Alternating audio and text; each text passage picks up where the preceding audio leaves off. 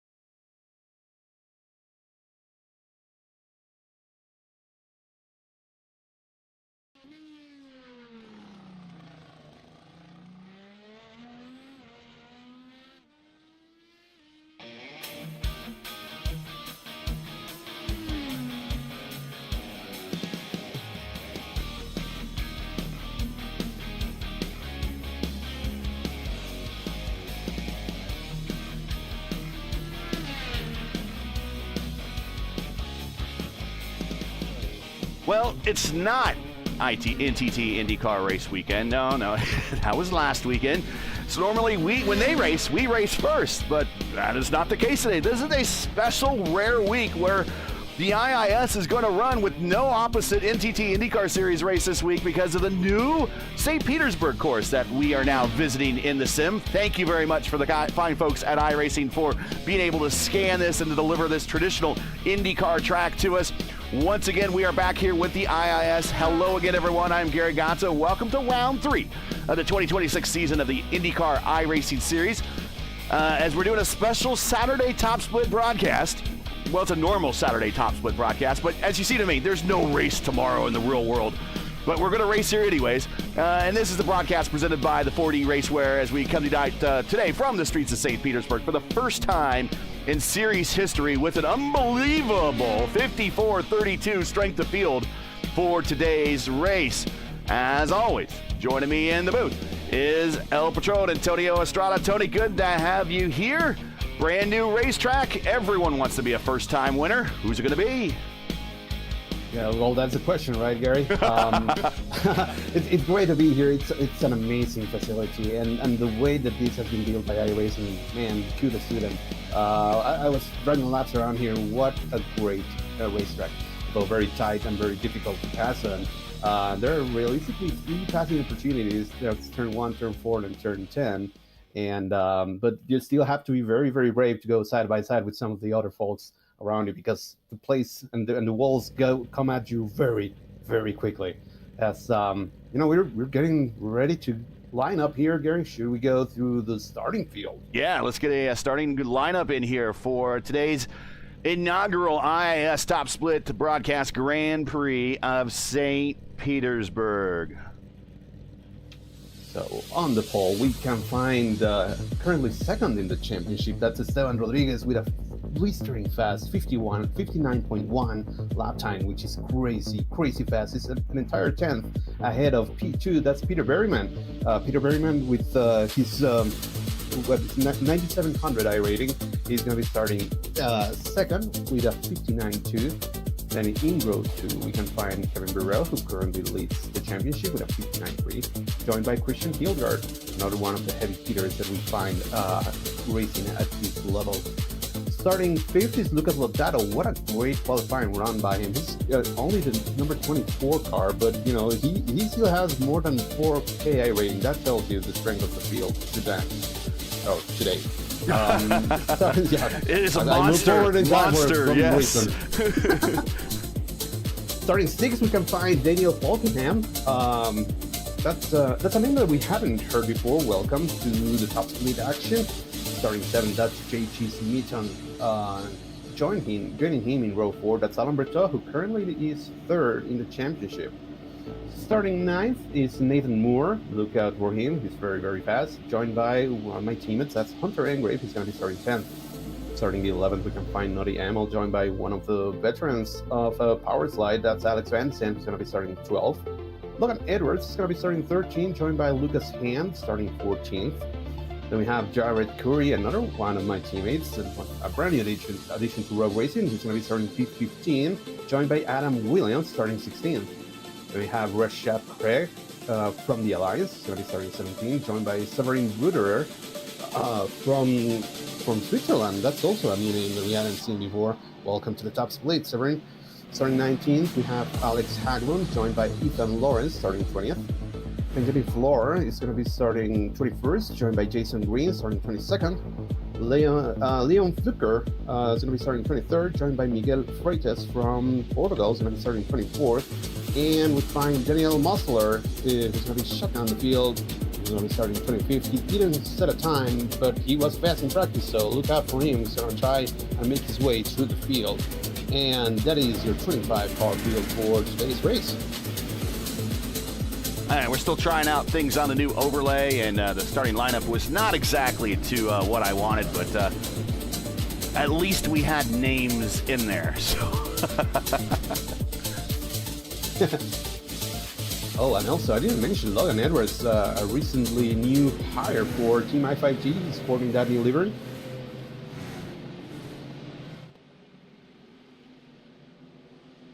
And it's good to see Daniel Falkingham in the lineup. He was the points leader in the Elite Racing League P1 IndyCar Series. Had a bad race in the last race and now is second in the points, but he is in the running for their championship and their Rookie of the Year. You can see him Thursday nights over on the Elite Racing Network. Luis Gonzalez Nunez and I will be calling the action over there, getting ready to go green for the very first time. Dallara India Romeo 18, you are now cleared for takeoff on runway 25.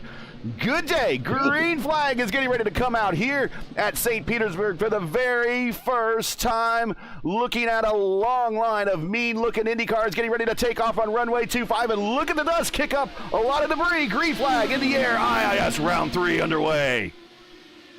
3 wide. A couple spots they're going to be finding out.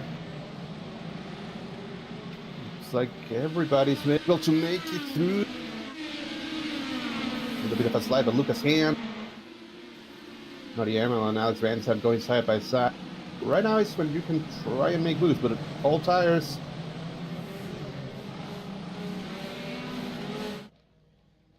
And Rodriguez started from pit road. And he is, actually that's Jared Curry is starting from pit road. So he opted to allow the roughhousing stuff to go on ahead of him. But so far, there has been no attrition here on this first lap. Everyone has been taking it nice and clean so far. Did I just jinx it? No, very, very close. Noddy Amel closed the door on Adam Williams in turn 10, almost was taken out. They kept it rolling. I thought, like, well, there's a commentator jinx right off the bat. There's a pass for the lead. Berryman underneath Esteban Rodriguez. Rodriguez tries to fight back.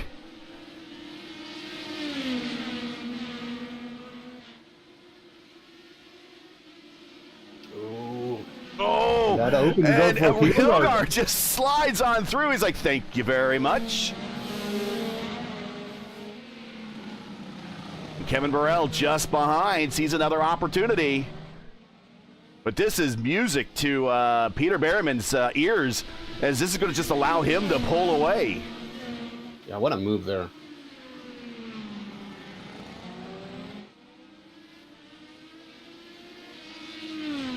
But also Hildgaard with a very aggressive move. He needed to go. He knows that he has space.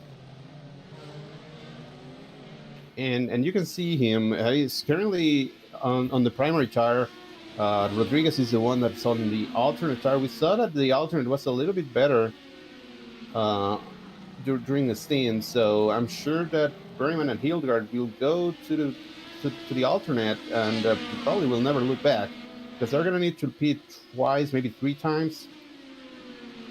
So yeah, around 30 laps. To do a, at least according to my numbers, of course, it's a 100 lap race, so it's very easy to divide into 100.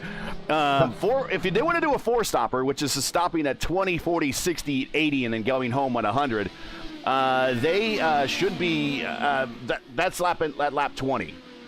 Then if they want to do a 3-stopper, which we think more everyone is going to do, that's 25, 50, 75, and 100. So we still have a ways to get it. Now, getting beyond the 25 might be a bit of a challenge here, we've been hearing.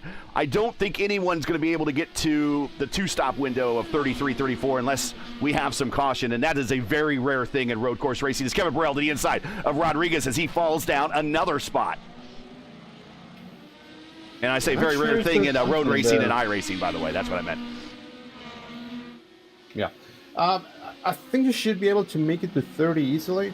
But yeah, 33 is going to be pushing it really, really bad. Or you're going to need to be saving a ton of fuel. Might be possible. But, we'll see how it develops. I mean, you're going to have a ton of saving opportunities when you're riding just behind some other guys. So, I don't know. Might be just what Rodriguez is doing. We don't know. Okay, here we go. Track map for the very first time.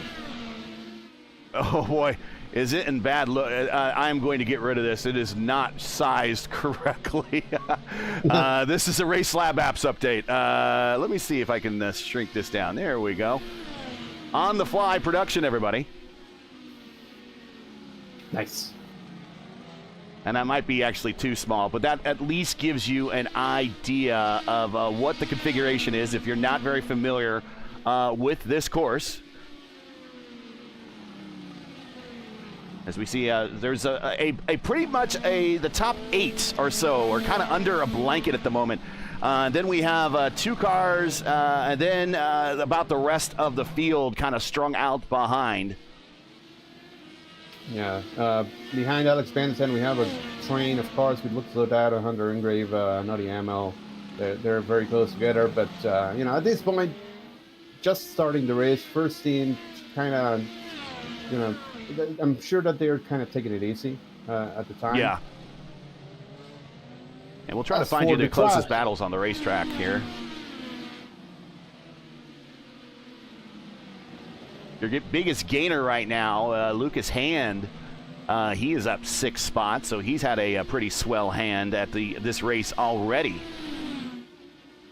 There he is, up 6 spots, down 6 spots, Lucas Lodato, but he'll recover that. Esteban Rodriguez, though, not having the best race that he wanted. He started on the Reds, and everyone else around him went with the Primes. And I wonder, we've only seen Esteban really racing in the IIS. We haven't seen him race in any of the rest of the weekly series. I don't think he's been in Open, whereas we see Peter Berryman occasionally in Open. We see Hildgaard and Kevin Burrell regular in Open. And, of course, we see some of these drivers on a regular basis also in Oval and other leagues. Could that been maybe an experience factor on going on the Reds? Or maybe he just wanted to get it out of the way early? Yeah, I mean, it's going to depend a lot on the setup and how they have built it for himself, right? There are going to be some setups that are going to be preferred to use on the alternate tire, which we have seen is probably the one that lasts the longest. But on the other hand, maybe the setup was built Adam to Williams, his liking. And road, sorry. Go ahead. Yeah, no, just maybe the setup was built to his likeness and to make sure that the primary is the one that he prefers. So we'll see. We'll just need to see. Again, I think it's a little bit too early to tell. Maybe he's just saving fuel. There could be a ton of things. He hasn't lost a lot of time to the leaders though. So that leads me to believe that he's currently okay with just being there. And Lucas Lodato actually made it by Alex Van der Sande while that was happening. So moving up. And we watched Rashad Craig get around Jason Green, battle of the two green cars on the racetrack. JT Smeaton making a move on Daniel Falkenham. He gets it done, turn 1. So the next race in the Elite Racing League's P1 IndyCar Championship coming up here is going to be at St. Pete. And not surprised to see Daniel Falkenham getting some reconnaissance laps under live fire conditions here in the top split. Yeah, that's probably the best way to do it. And, he's doing a great job here. Gary, I'm just going to say this. I threw it away on the first lap. We got Justin here already. Threw it away on lap 1 going into the hairpin. My goodness. Car bottomed out in the chicane, and it just went into the grass, and unfortunately it took out Jacob Abel's Miller High Life. All right, an early day for Justin Petschauer, our ambassador of the IIS. Ethan Lawrence trying to make a move on Jason Green. And there are quite a few battles here at the back of the pack. Rashad Craig is also getting very close to Freitas. Turn 13, he goes side by side with him. It's going to get him.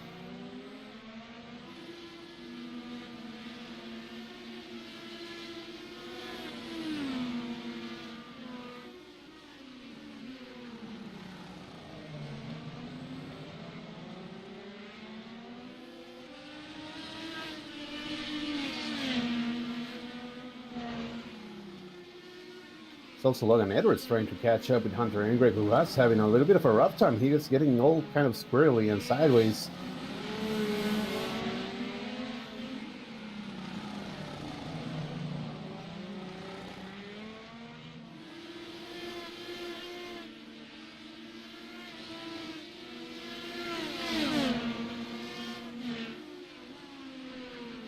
Again, inside, Ethan Lawrence taking a peek at Green. They're a little bit further on back in the pack. Here's another close battle. Logan Edwards, Hunter Ingrave to the inside. Logan, a new I5G entry in the purple camo pattern. Yeah, he was getting very close at prior lap. So this year's turn 4, one of the best passing opportunities. And then you come into this weird zone, which is very deceptive. Like here, turn 7, that's actually downhill. Turn 8, actually. It's downhill, which you don't see coming. Now, this is a very, very fast part of the racetrack. You don't lift at all. This kink is blind, but you can take it, full out. Turn 10 here, another good passing zone. Then you come to this kink, turns 11 and 12. And you end up the lap here, turn 13, turn 14, which if you get a better exit, like we saw Rashad Craig do, you can make a pass here. So Logan Edwards is going to have a good run here, really good run, probably on the bottom. It's going to be side by side with Hunter Ingrave. That's turn 1. Gets the pass done, very nice, very clean. Turn 2, it's almost flat out. Just start feathering the throttle here. Turn 3 is blind, very, very fast. And again, turn 4. Good passing opportunity. Alex Van der Sande has gone around, has gone deep, and actually was he's recovered. Spinning the car back. Yep. But yeah, that is a lap around St. Pete. 100 laps probably sounds like a lot, but these are getting taken very, very quickly. It's around a minute a lap, so this is going to be a fast one, folks. Yeah, it's 100 laps, but it's only a 1.8 mile temporary road course, and it's utilizing part of Albert Whitehead Airport. That is runway 25 that they're going down. And much like back in the day at Burke Lakefront Airport at Cleveland, they shut the airport down for the weekend, turn it into a racetrack, and then once the race is done, they'll pull up all of these temporary fencing and posts and everything and walls, and they return it back to kind of it's more of an executive airport. It's not a major international airport, anything like that. Still a very unique racetrack because with Cleveland, it was like on the airport. It was runways and more runways, and the track was built in the airport. For St. Pete, it's a little bit of everything. You have public roads, you have some access roads, and then you have the actual airport strip, which makes it very, very unique. You have to move through so many different surfaces and different ways that things are built, which makes it very challenging. And the other thing, again, the walls, like I said, they come at you. Like the concrete canyons. Yeah. Yeah. Alex Haglund channeling his inner Alex Rossi. Yeah, and he had just moved. He made a pass on Benjamin Fiore there for P16. He's moving. He's Rashad Craig as well. He just made it through Liam Flukiger for P18. And it looks like Benjamin Fiore in that. Well, I think he's carrying his school sponsorship, Marist, home of former Rick Smits, former Indiana Pacer, went there. But he's in the livery of a squad that did one and done in the IndyCar Series. But their record at Indianapolis on going on the pole is absolutely perfect. I mean, you're living with 100%. Right. You're piecing out while you're ahead. Right. Oh, a little bit of a bad corner for Angrave, who was catching up with Bruder, but it's that easy that you can lose 5/10. He didn't get the exit of turn 14 correctly. He had to lift, lost a ton of momentum, and all the hard work that he had been doing for the last 5 laps is now back to square one. Rashad Craig is on a mission. Let's go back to Rashad Craig and take a look at him in the bright green car. He is up. Actually, he's kind of recovering right now. He's down 1 spot, but he's in 18th. Former Open Series champion. He's going to have a good run here. Just thinks better of it. It's very tight. You can make it work, but it's very tight. Making a pass in turn 10. JT Speeton is a new signee for Nexus, who is a teammate of Rodriguez. That is in chat. So, again, nice. Driver acquisitions happening all season long here. Whoa! That 4th car back. Ethan Lawrence, I think. 3rd car back. Got a little squirrely. Rashad to the inside of the Prema-looking paint of Fiore. Yeah, and Fiore is able to defend there. Marist, the home of the old Dunking Dutchman of the Indiana Pacers. Of course, Dutch drivers have a pretty good record in the Indy Racing League and IndyCar Series. 2-time Indy 500 winner, Arie Luyendyk. But we're in an Italian-looking car, so multicultural conversation now. Rashad all over the attenuator here, Fiore. And he might take a stab at him here coming into these last set of corners and maybe take a run. Look at that wide entry. Cut down to the bottom, get a good run on the button. Let's see if he makes a run at him here on the main straightaway. Runway 25. Yeah, he's on the bottom, but I don't think he's going to be close enough. Oh, no. He took a peek, though. He showed the nose. Oh, but that actually made him go a little bit wide on entry. See, if he gets good run, this is also passing opportunity here, turn 4. Again, it's very tight. Oh, he wanted to turn under him there in that set of corners.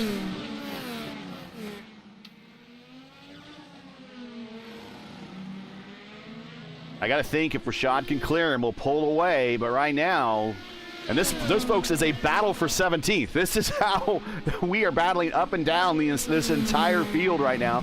25 cars started this race. And it's the highest strength of field of the weekend. Yeah, go ahead. No, I was just gonna say everybody's still rolling. I mean, we haven't really had any major incidents. A couple of spins, but nothing really major. Because Rashad has a good run this time by. He's gonna be side by side here. Oh, he sends it into turn 1. Oh, he had to lift there. Yes, he did. Very reminiscent of Rossi and Wickens back in the day. I say back in the day, that was only 2018. I mean, but 2018 was what, 8 years ago? Yeah, time flies. The other day I was talking about 2008, and I immediately was like, yeah, 8 years ago, of course, and kept going with the conversation, and then somebody else had to tell me no, 2008 was 18 years ago. Almost 20 years ago. I'm like, what? No. And then I started counting, and it's like, oh shit, I'm old. Take math into account. It's hard to believe that 2008 Indy 500 winner was Scott Dixon, and it's almost 20 years since his one and only Indy 500 win. And now you start, and everyone's now starting to equate with him the bad luck and the drought that Andretti had. Andretti, Rashad Craig to the inside. Whoa! And he's going to collect 3-4 cars. Oh no! That took Ethan Lawrence. Jason Green was collected in that. Jared Curry, Liam Flukiger. Oh, and it's just in a bad part of the racetrack because it is just narrow there. There's no place to go. He gets under braking. He turns. As we're watching the replay, and I think we're still wrecking on the racetrack. Yeah. Yeah, that was a massive, massive wreck. Oh, man. And still watching Jared Curry. And car in front of him goes into the wall. That is Freitas, Miguel Freitas, in the Rebellion. And Green was involved, I think. And we got the Bucky's car. The number 20 seems to skirt on by. That is Freitas, excuse me, in the Bucky's car. That's Adam Williams. Oh, Adam Williams, sorry. Again, learning new liveries in this race, and he makes it on by. But we got to go back a little bit to watch this again. This is after the wreck. And I think it started with the Rebellion car livery of the 9, and that is Fluginger. And he's just damaged. And he might have one of the corners on his car is damaged too. So he comes off the corner, trying to steer it straight. Jared takes a shot on the outside, and he just doesn't have all that downforce, and he just banks it into the wall. And unfortunately, Jared's there, and Green's collected. Yeah, I mean, both Jared and Flukiger, they were both damaged. They were either missing a wing or had problems with the steering angle. So it was bound to happen. Just trying to get out of everyone's way, but with no downforce there, you try to take that corner at full speed or more speed than the car is capable of, then it's going to bump you into the wall. And, you hit the wall, and it's just like hitting the brake here. And then there's Jared right into the back of him. He had no place to go. And poor Green in the neighborhood gets collected as well. So, unfortunately, a whole host of cars falling out as we were just giving everyone their props for making it nice and clean. The broadcaster jinx in full effect. But we apologize. Yeah, I'm not going to say anything anymore, man. I mean, I feel bad. 54-32 is the strength of field, one of our highest. I think this is the highest we've had this season. On the IIS, I think so. Yeah. Yeah, highest IIS top split broadcast. We had a 4.9 at Phoenix, and I think a 5.1 at St. Pete. Yeah, 5-1, 5-2. But yeah, the other thing is you really cannot hide anywhere in this racetrack, right? So any incident is going to become a track blocker, and the problem is that both of those incidents happened in blind corners. Yes. The first one with Rashad and who was it? Fiore.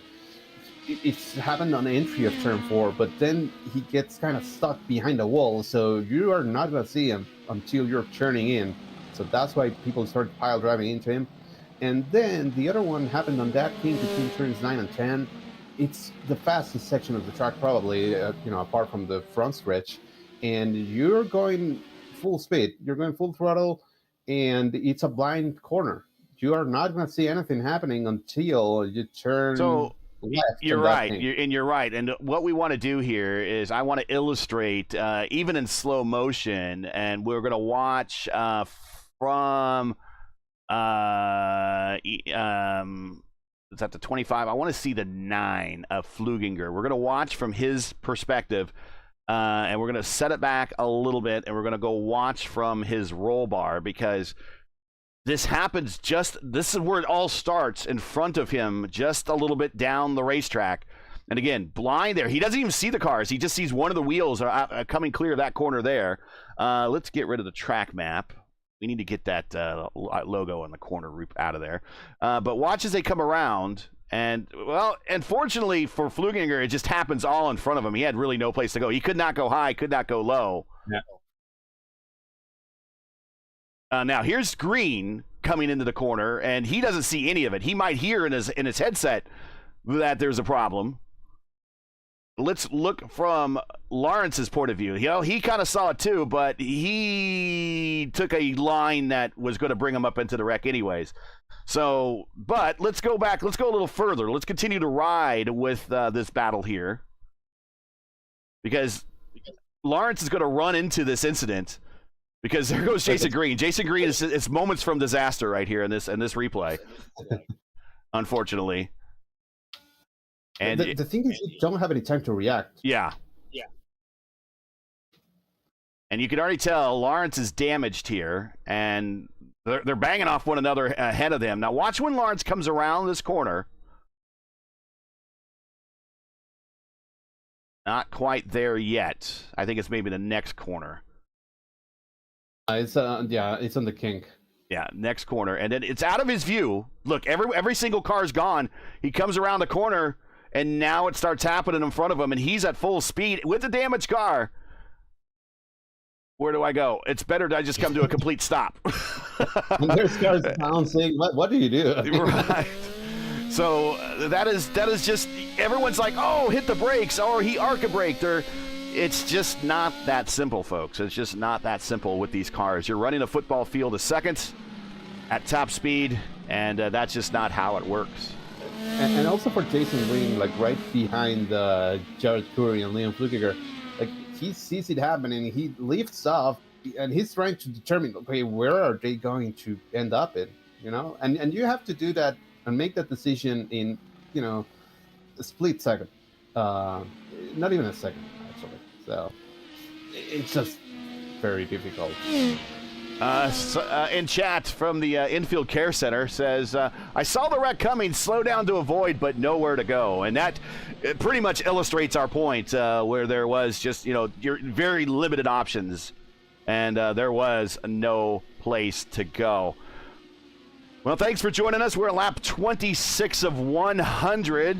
Just got out of a very exciting portion of the race where we had a couple of incidents, an incident lead into a couple of other incidents that have thinned the field out a little bit. Peter Berryman is your leader. Christian Hilgard is in second. Kevin Burrell is in third. Esteban Rodriguez fourth. JT Smeaton, his new teammate, is in fifth. Daniel Falkingham back to sixth. Alan Berteau, also one of the fiercely forward drivers. He is in seventh. Lucas Hand eighth. Nathan Moore ninth. And Lucas Lodato in 10th. If you enjoy P1's coverage of the IndyCar iRacing Series Saturday Top Split and respect the stream, please do us a solid. Make sure you support us by subscribing. And while you're at it, don't forget to smash like and click the bell so don't miss out on future P1 iRacing broadcasts. And, well, we jumped into this thing so quickly, we didn't really get a chance to show you the points. And we will show you the point situation as we've kind of reached a point in the race where everything has calmed down just a little bit. We'll show you the points here.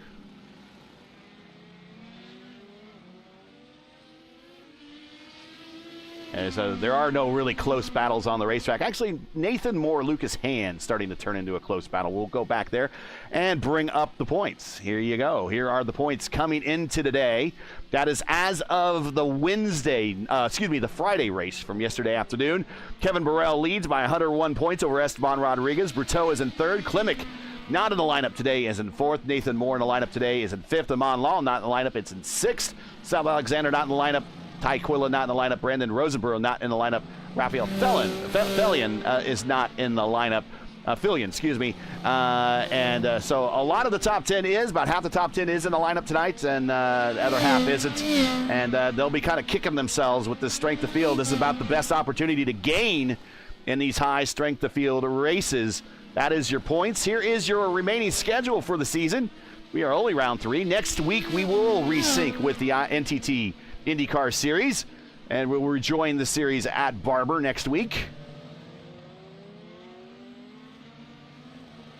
And I'm very happy about this next graphic I'm going to bring up. This is our track facts, Gary's IndyCar history lesson right here. This is normally what I would talk about during the race, and I would just read it off, and people would just like, this is kind of what I would have in my notes, and I would read out for you. This is between karts and Champ Car World Series, IRL, and the NTT IndyCar Series.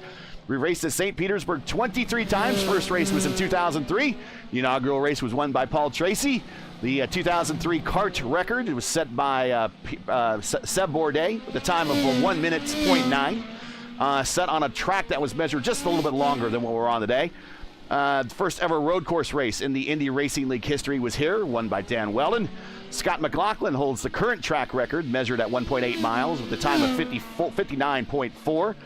The first unified, and that's unified lineup of cars between the Champ Car World Series and the IRL combined race happened here in 2008. Of course, that race was won by Graham Rahal. He, at the time, became the youngest ever winner in IndyCar racing. And that was the first ever combined race since 1995. That's how long the split lasted. Most career wins here at St. Pete. Helio Castroneves with 3. And then you see Alex Palou now with 2. He's joined the list. And the little asterisk next to Joseph Newgarden, because he had a win revoked by the stewards after the 2024 push-to-pass scandal. And that is my little track facts that I like to talk about. And now you get to see on firsthand on your screen. Love it. Love it. No, that's great. We have pit stops happening. Yes, pit stops are happening. Alan Berteau already in and out. Nathan Moore, Bruder Edwards, and now it's turn for our leaders. That's Peter Behrman, Christian Hiller, and Kevin Burrell. All at the same time right now. And they are just shy of the 30-lap mark. So they're in the 3-stop window, but they couldn't quite make it to the 2-stop window. But you know who stayed out? That's Esteban Rodriguez, who is currently leading. I don't know if he's trying to go for that 2-stop window. But if he can make it last for another 3 laps, he might just well be in that range. Just saying, he had lost around 4 to 6 seconds to the leaders. We'll see if that's what he was trying to do.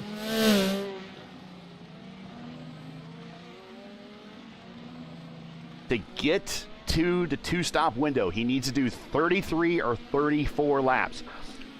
He does 33. He needs to fuel save. He's already fuel saving. He'll need to do more fuel saving.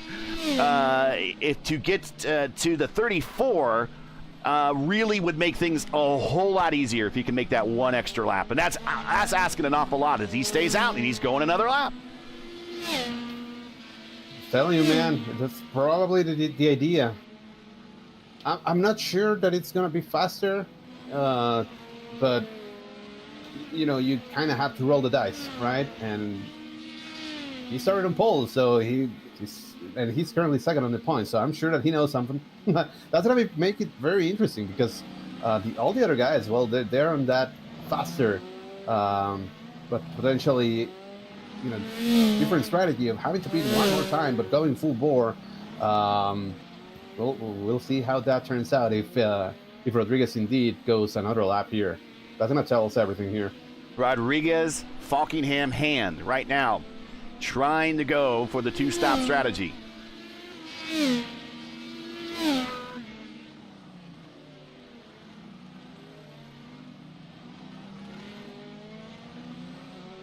Yeah, there he goes.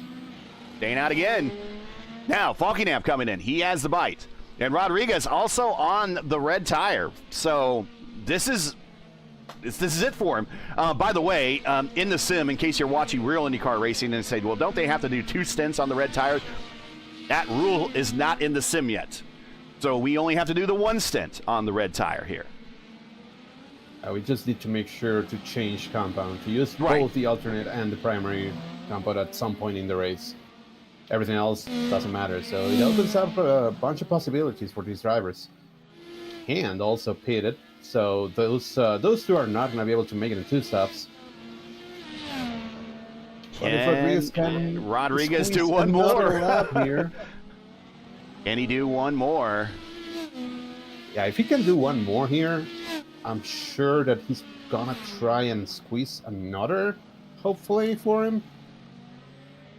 Coming Let's off the see. corner real shallow. No, he's going out to the wall. He's on it, so he is going to do another lap. He is going to commit to the 2-stop strategy. Let's ride with him and listen to see how he's saving fuel. Backing, clutch and coast, backing out of it very early, going in the 1. The only problem with that is that he's losing around a second and a half per lap. And look at But in the the long run, look at the push the pass situation for him. He's hardly touched the button, but then again, Berryman has hardly touched the button either, and he's fastest man pretty much since the race started. yeah, they're probably saving it for the last stand. Rodriguez, though, he might not be able to use it if he's doing Right. this aggressive save. He's hit it once, at least 5 seconds worth, probably at the start. And I'm looking at a lot of these numbers up and down the top 10, Antonio. Not a lot of people using the push-to-pass button. Here is Rodriguez through the final set of corners. And now he comes to pit road. Finally coming in, yeah. Yeah, I mean, you try and save as much as you can so that on the second half of the race, that's when you have more, push-to-pass in the tank to use it. And if you're going to have a shorter stint, especially the guys that are doing the 2-stop, the 3-stop, I'm sorry, they pitted in lap 29:30, so they're going to go ahead and, pit again in lap, 60, maybe 58 or whatever. And then one last pit stop around lap 80-something. Then you're going to have a super short stint of 12 laps, and that's where you're going to be spamming it because you're going to have light fuel, you're not going to be damaging your tires at all, and you're just going to be using it as much as you can. At least that's what I would do. That's why you're the driver expert. Hey, if you're just joining us, you're watching round 3 of 17 of the IndyCar iRacing Series Saturday Top Split presented by 4D Racewear, coming to you from the streets of St. Petersburg for the very first time. We've now completed 34 of 100 laps. If you're enjoying today's coverage, like to monetarily support our commentary team, make sure you donate via our GoFundMe link. The link is in the description. I will also, in future broadcasts, get that pinned in chat. But we do this for free on behalf of the iRacing IndyCar community. And any donation you can make, no matter the amount, is greatly appreciated. Today's coverage is brought to you by 4D Racewear. Check out their line of made-for-sim racing gloves, shoes, and apparel. Visit them today at 4dracewear.com or click on the link in the description. Lucas Hand is making a move here on Nathan Moore. Nathan was able to get by him on the pit sequence, but Lucas Hand is like, no. That is my position. He takes it back. Very nice move entering turn 1. And he's much faster than Moore. And the other thing that I was looking at with Rodriguez, who is right in front of this group, I potentially I would have done the same thing and try and go long and just do 2 stops. But right now, looking at the gaps, he lost a couple of positions. He was running P4 before everything started, and now he's running P7 behind Smith and Falkingham and Brechal. He lost a ton of time trying to make that save which I think at this point you're already committed to it, so might as well just do it. Yeah. But Yeah. I don't know. The JT Smeaton is 14 seconds behind Birel, Hildegard, and Berryman. So, and Rodriguez is like 4-5 seconds behind Smeaton. So I don't know. It might end up evening out at the end, but we'll see how it develops. You see Rodriguez a second and a half roughly behind Berteau. 2.5 or so ahead of Hand. There is a big gap between third and fourth. Smeaton 13 seconds behind Burrell, who is in third. Top three have kind of taken off and disappeared a little bit. They're only separated each by about 2 seconds. But Rodriguez down 6 spots where he started on the pole. And again, he's made his bed. He's got to sleep in it now. And it's you can't really, well, I guess you could if you wanted to switch from the 2-stopper to a 3 if you want to bail on it. But I don't know if he's going to be able to pick up that many spots, even if he does bail on it at this point. Yeah, I don't think so. I think you kind of need to commit to it and hope that it works out in the end. I went back a little bit through the field. I see that Hunter Engrave dropped some positions. Not sure what happened to him, but he's now trying to make his way, battling right now with Alex Hagland. Gets him on turn 14. He clears him. It's a good run.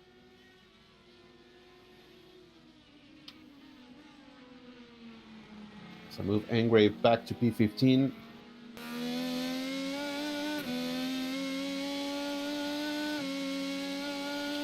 Hunter won one of the top split races during Sebring weekend. He won the late Saturday top split. And his Rogue Racing teammate Ty Quilla won the Saturday evening top split race at Phoenix. So the Rogue Racing guys with some top split wins, unfortunately just not in the top split super strength of field races. Yeah. But, you know, they're still top split. Hey, so. A dub's a dub. Yeah, give it a dub. Yeah. Back up front, Peter Berryman, your leader now by 2.4 seconds. And we've seen Peter win before here on the top split. And if you were to ask me my pick at the starting lineup, in fact, I think I even said it. I did say it. He's my pick. Always dangerous, Peter Berryman. And I mean that in the positive way. Not a dangerous driver. Just when he's in the lineup, it's just you could almost chalk it up. Almost Michael Schumacher it is as an auto win. That's how good he is. Yeah, he's crazy good. And that's, you know, that 9,700 I rating really speaks for itself. Super quickly, before we go back to Berryman, there's a good battle brewing between Nathan Moore and Lucas Lodato. Lodato actually had a look at him in turn 10, but wasn't able to complete the pass. Now he's looking he's going to send it! Oh, he sends it into one, and he clears him! Wow! I didn't really realize how much you can send it in the one, but we've seen him sail him in the one a number of times this race. He was like 3 car lengths behind him, but he got sent it anyway, and it worked out. Very, very good move. I was thinking he was going to wait until turn 4, but he was like, nope, I have places to be.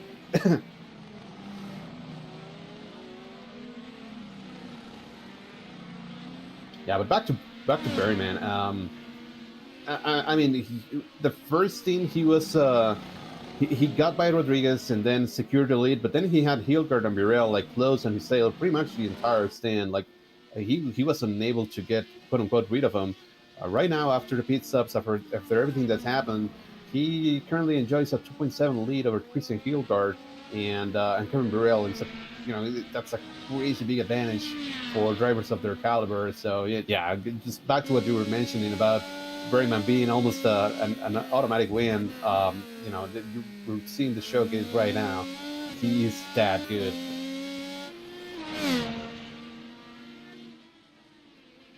Hunter Engrave, meatball flag on pit road. Looks like we have damage for the Rogue Racing driver. Let's see if I can find what happened. Back to that battle between Nathan Moore and Lucas Lodato. It's all a small battle brewing behind for Falkingham and Smeaton. But Falkingham is kind of just out of what I would consider battle range at the moment. Although, with the way they've been sending it into turn one, that could change at any lap at any given time. Yeah, the gap between Smeaton and Falkingham has been ebbing and flowing. A couple laps ago, Falkingham was really, really close, and it grew a little bit longer of a gap. But that's an interesting place to maybe keep an eye out on. He's now within a half second. Daniel Falkingham is a NASCAR driver. You see him in the NASCAR Series.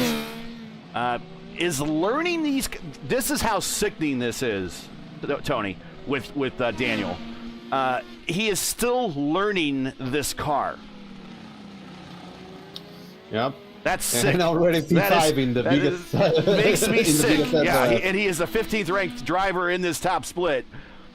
That is truly sickening. Now, I've teased him a number of times. He needs to get out of that Dale Jr. livery. Although that was painted by a friend of the channel, Dakota DeMade, from his on his Trading Paints channel. Check out Dakota's Trading Paints channel, by the way. Some excellent paints there. But we really need to get him out of the Oreo Dale Jr. NASCAR side of things and get him into something more proper for IndyCar. Now, when we had a throwback race in the Elite Racing League at Fontana for their California 500 a couple of weeks ago, and he showed up in the Robbie Gordon Valvoline livery, which was recommended by me, and that was pretty nice. And if he wants to show back up in that, I mean, that is a very appropriate, even here at St. Pete, where I don't think the Valvoline livery ever showed up at, still, it is a proper IndyCar livery. Yeah, for sure. Man, if he's just learning these cars right now, I cannot imagine what's going to happen once he actually gets like a real haul of them.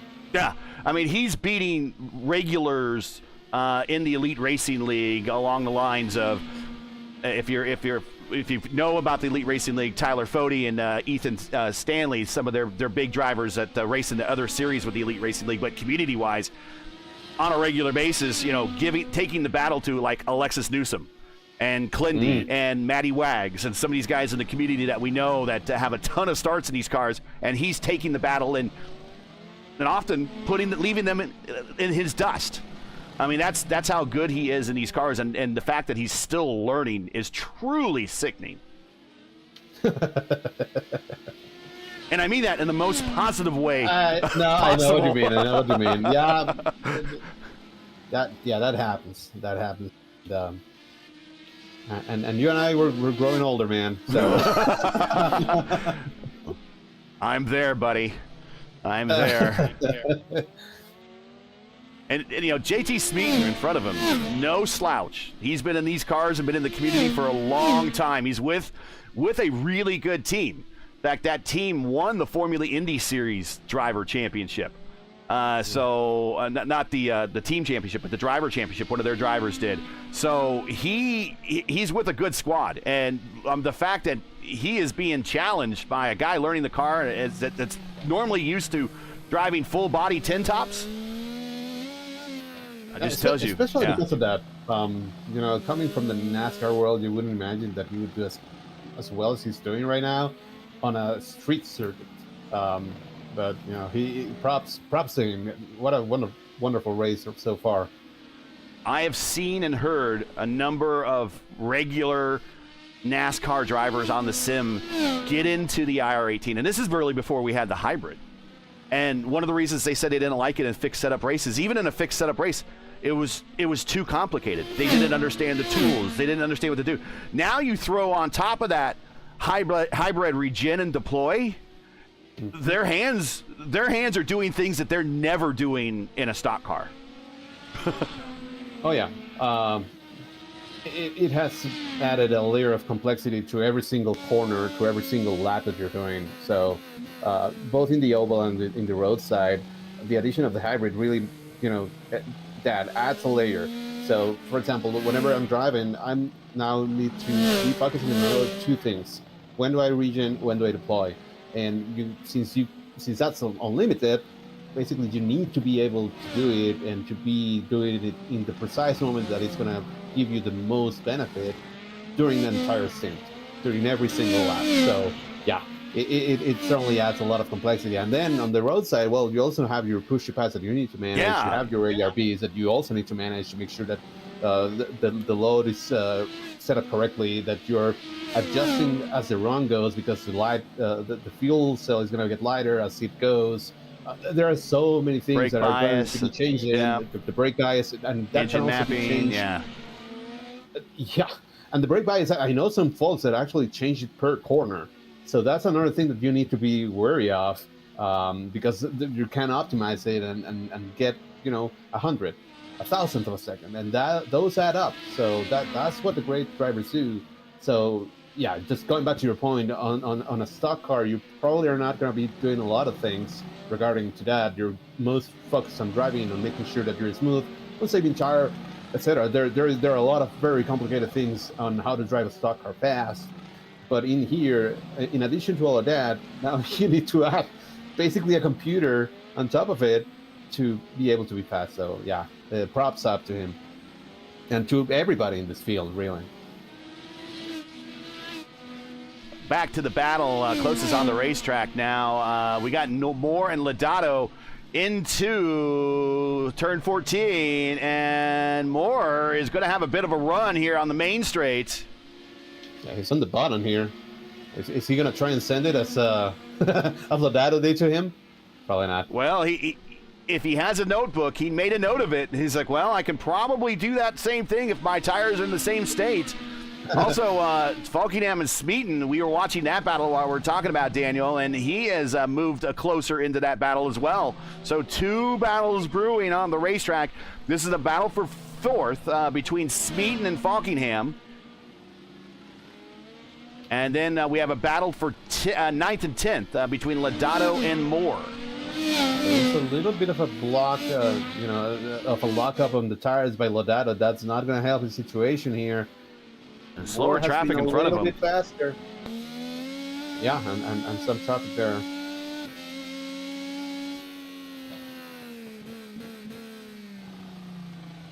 Moore takes a little bit of a different line, a wider entry. Oh, but he had to lift just a tiny bit, exiting 14.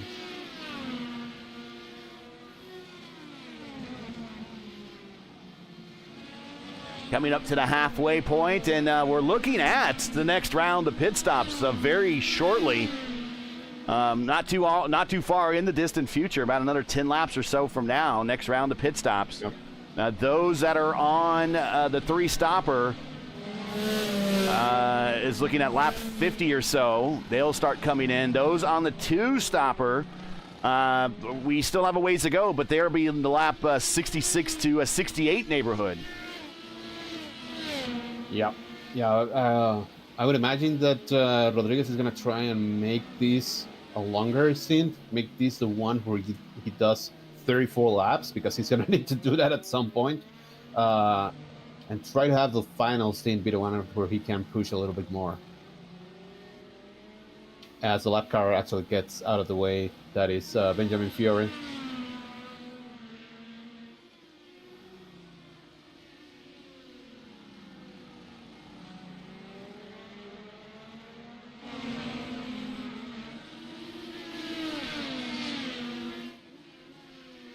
Hey, today's coverage is sponsored by 4D Racewear. Check out their made-for-sim racing line of gloves, shoes, and apparel. Visit them today at 4dracewear.com. Click on the link in the description. You can also now get trophies and championship rings for your leagues and races. Got to check that out. Man, If you want a special ring for your race, that's how you do it now. Give me that. I want that. I'm going to run to 40 Racewear. I'm going to make one just for the P1 600 and wear it just for me, even though I'm just broadcasting it. Hey, but you're the owner. You can do whatever you want. Yeah, I'm going to make one for my Indy 500 win. You should. You should. Indy 500's fixed and opens coming up here in May. Of course, we will have one of the top splits here on P1 for the fixed and one of the open top splits. So the typically opposite, or not whatever iRacing is doing. We will not interfere with whatever they're broadcasting, but we will at least show you one of them. And really looking forward to the month of May, and it's getting very, very close now. And at the end of May, you're like, if I have to see one more lap in Indianapolis. You would think so, but I don't mind. I'll like stream in the neighborhood of we'll do the fixed oval series. We'll have IIS, which is a 500K. We'll have the 2 open and fixed 500 milers. I'm going to do one for the Elite Racing League and maybe one other league in between. So I'm probably going to have 6 or 7 Indy races under my belt at the end of May.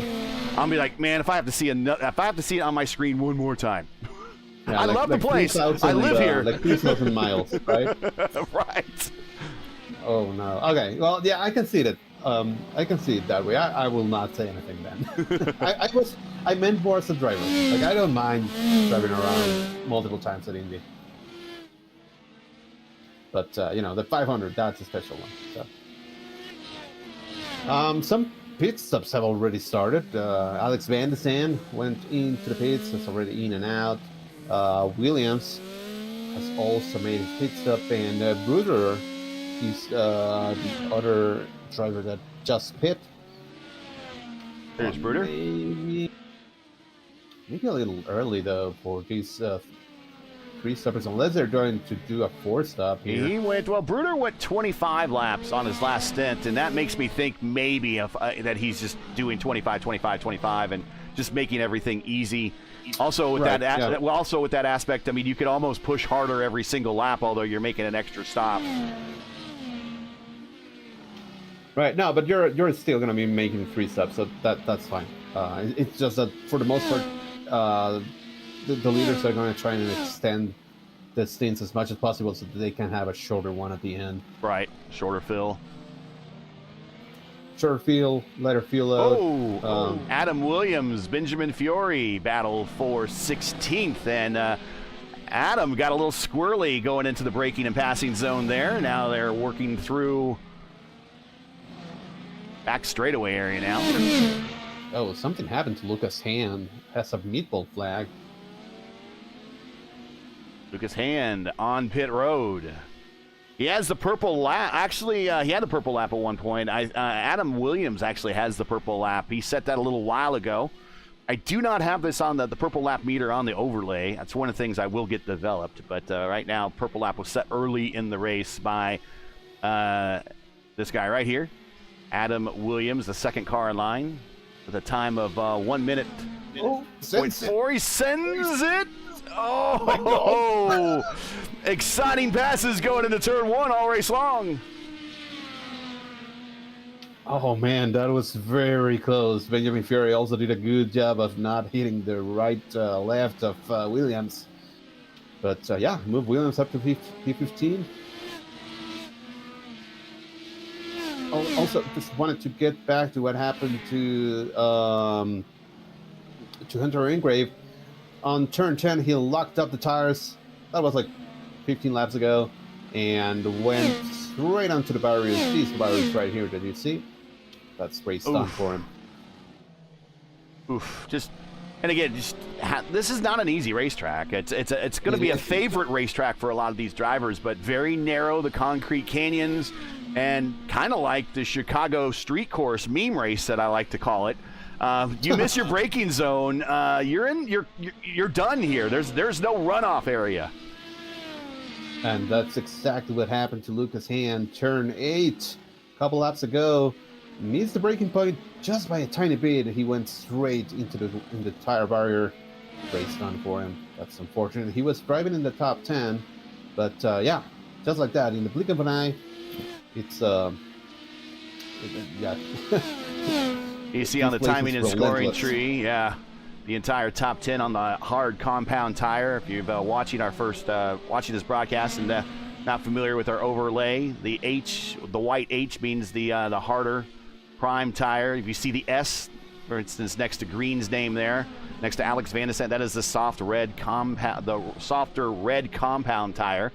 And up until a year ago, that would have been green icon for the Waiuli tire. And just as I was teasing, joking before the race, I told Tony, just when I learned how to spell and say it correctly, they go away from the Waiuli tire back to red tires on street courses.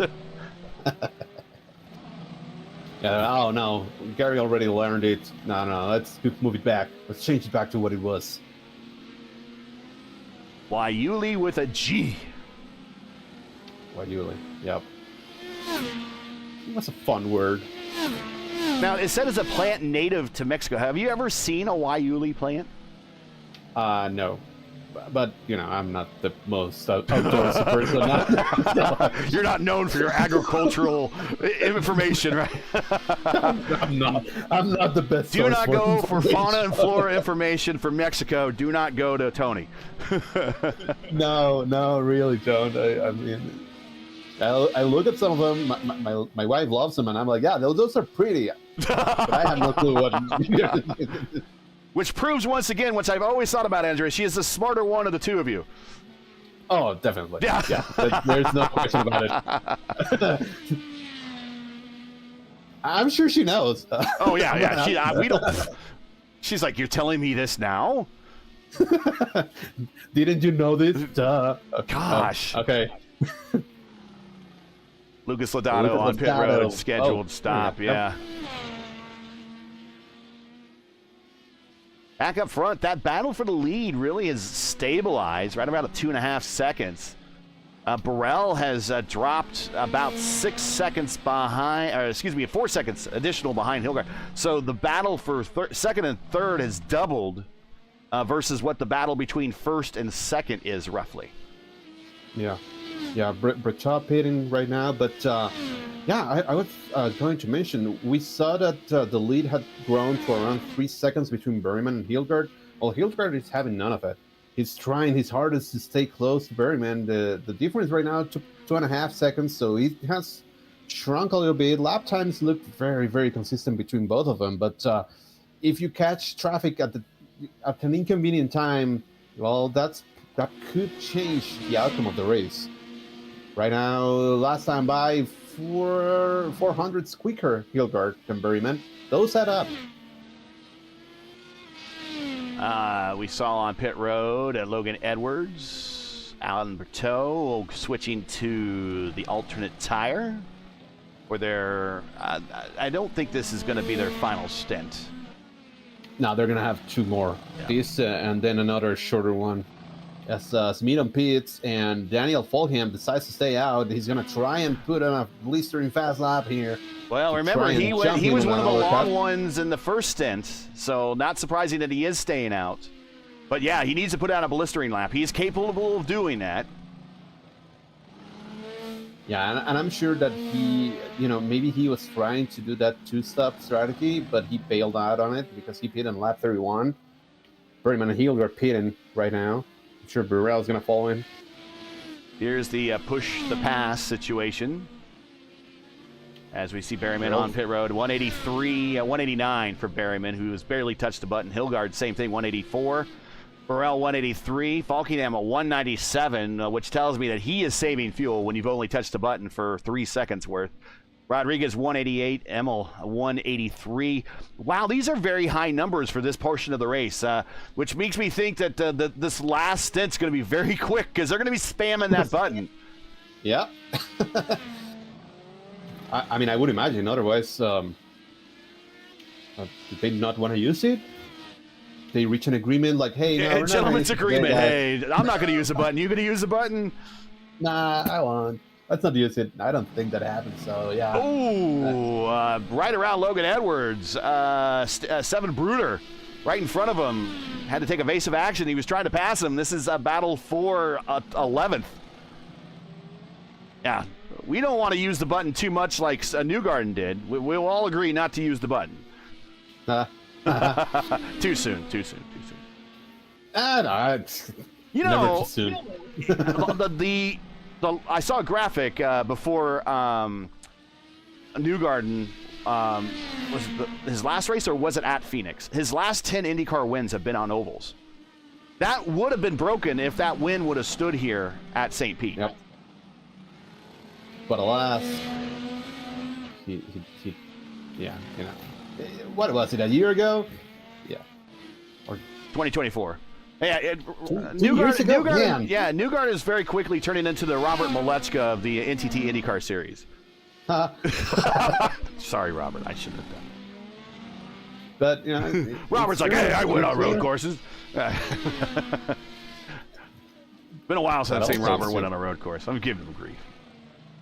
If anyone wants to compare me to Joseph Newgarden, especially with the abs he has, go right ahead, please.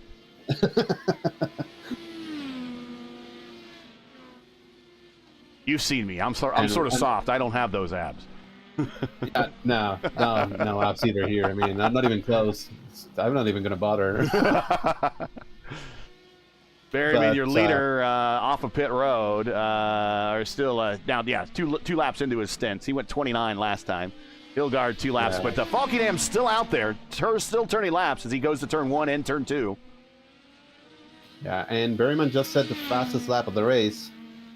Boom! Oh yeah, 1 minute 4, 1 minute 4:25, beating out just beating out Williams, a 1 minute 4:27, down to thousandths of a second.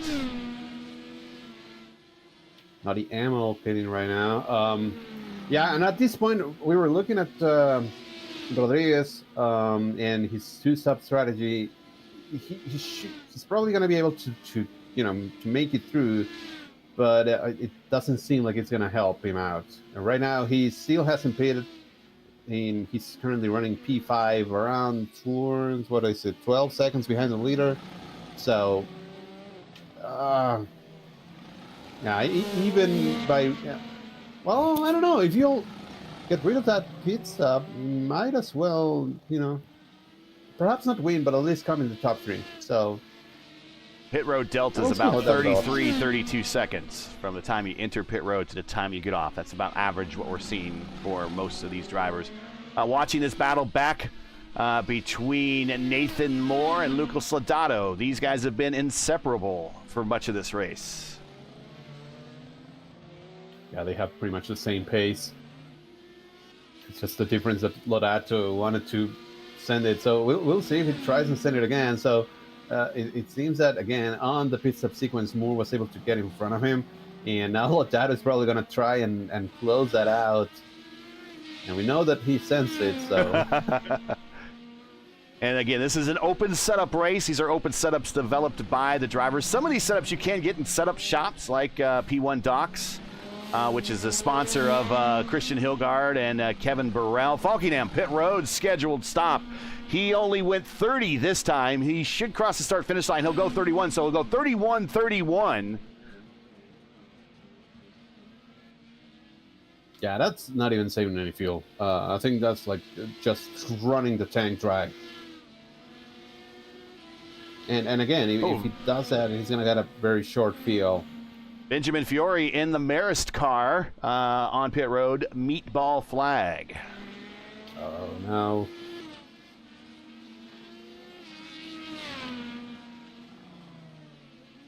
Let's see if I can find what happened to him. So the next, those that are doing the two-stopper, the window's going to open here in about 3 laps, 66-68 if you can make it. But again, this is a open setup race. These are setups developed by the drivers and teams. Some of them are tightly guarded state secrets of these teams. We're only doing 100 laps today here. This is what the real-world IndyCar Series ran. Only 180 miles, but being a short course, about a minute a lap. Well, this race can go by pretty quickly. We are into the second half of this race. Thanks for joining us. Lap 64 of 100. Make sure to smash the like button if you have not done so already. 25 of you watching right now. I could use some extra likes. I certainly would appreciate them. Hit that like button. Subscribe to the channel if you've not done so already. We will be the home of the Top Split broadcast for the IIS all season long. Next race for us will be next week. Although it might be moved, I don't know yet. We've been hearing that the 12 hours of Sebring iRacing weekend is next weekend as well. Right. I don't know if we'll move this to Wednesday night or not. Kind of short notice for a lot of teams and drivers. I hate doing that. So just keep yourself posted to the channel. And go to the Barber race is already posted on our channel, so you can set a reminder based upon that. And if I do move the time, you will get notified when that time is moved. And you can catch us if we do move it to a Friday time slot or a Wednesday time slot, Wednesday evening time slot. But we have not decided that yet.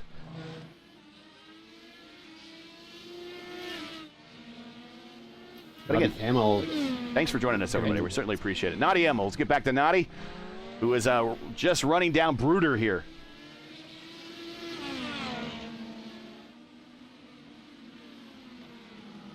Naughty Ammo has been a little bit faster the last couple laps. He might take a stab at him here down the front stretch.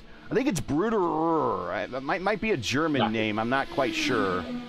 Yeah, Swiss. Swiss. Okay, that would be German. Okay. My high school education for German is paying off. Thank you. Thank you, Frau Beardshire, for instilling that in me. Yeah, so a Bruder, actually, if you translate it, is brother in English. So here is everyone's brother on the racetrack, 7. Very nice. And Naughty gets on by. Yeah, nice move by Naughty Ammo. He has the alternate tires which are faster. At this point, yes. Yeah, last time by he was almost a second quicker than Bruder.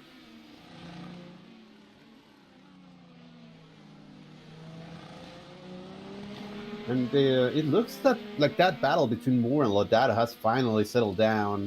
Moore was able to finally build a gap between himself and Lodato. Right now, it actually really grew large. So I don't know if maybe Lodato backed it down. He's on a pace, but backing it down is kind of bringing him into the grips of Logan Edwards. Yeah, and I would also imagine that it has to do a little bit with the tire compound that they're currently running. Oh yeah, Moore they are on the running, right prime.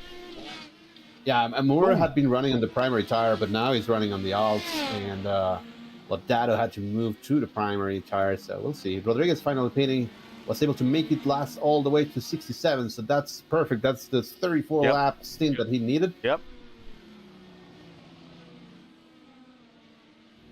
We'll see where he merges back, because again, he has been saving so much fuel that he's now going to drop even behind Lodato and Edwards, I think. I'm going to come out with Moore, right in front of Moore. All right, yeah. So if I'm Logan Edwards, I'm very much, now that I'm with Team I5G, I'm very much looking forward to Indianapolis here in a couple of weeks. Oh, yeah. Oh, yeah. And if you're not familiar with what I5G stands for, it's the Indy 500 group. This is a long-established team in the community with a long and storied record of iRacing sim races at the Brickyard in the IndyCar. Going through a bit of a rebuilding period. They've had some shakedown, some drivers leave, go to other teams. That just happens in the community.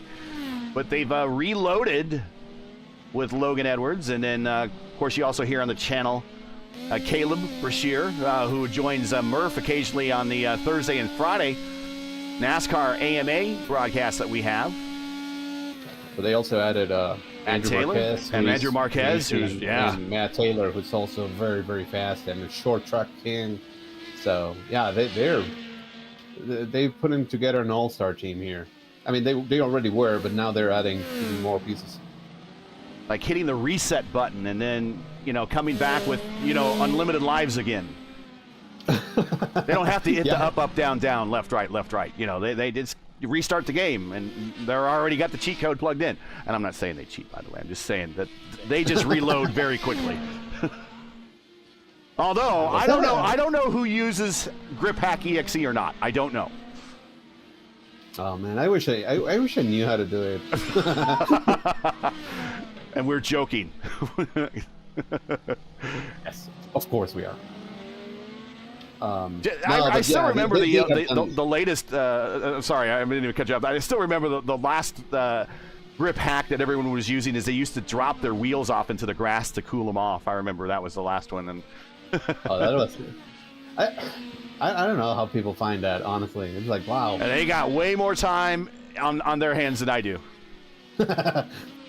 But I still say kudos to them. It's kind of like the same thing as real life motorsports. You're trying to push the envelope as much as you can and to take whatever it is that is given to you. And if you can find any tiny advantage that hey, dropping wheels here cools them off, and I don't lose any time, well, a lot of people are gonna do it, right?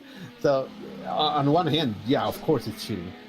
On the other, it's like, well, who said that wasn't possible? Right.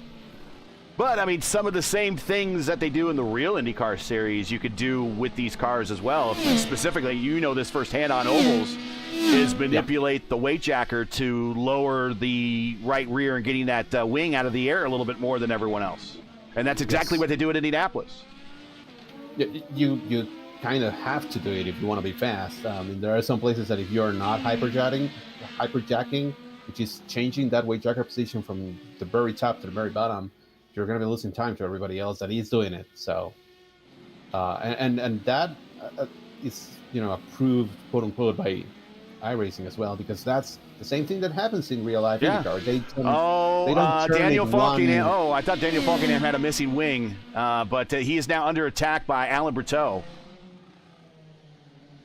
Interesting. Again, the difference between tires. We saw Falkingham getting really close to his meet on the previous stint. Now Berteau, he's on the alternate. He's going to have a good run here. Sends it to the inside. And passes. I just noticed on this in-car shot from Daniel's point of view, he went a little high in that corner and picked up some debris on the tires. Apparently there's I'm looking at these camera shots. There's a lot of, as they say in the Formula One broadcast, a lot of clag out there. Oh, clag. Now, marbles. They're marbles.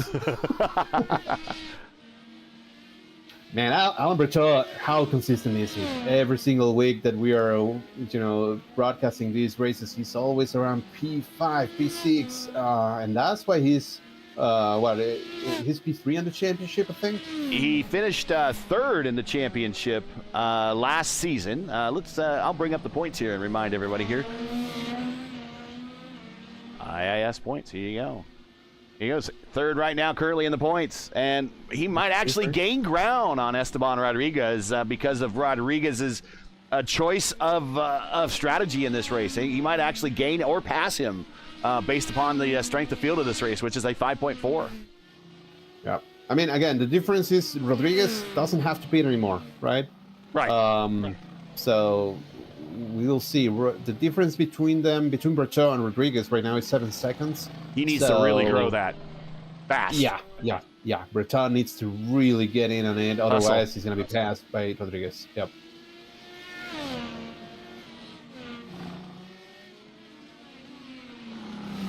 We're in this.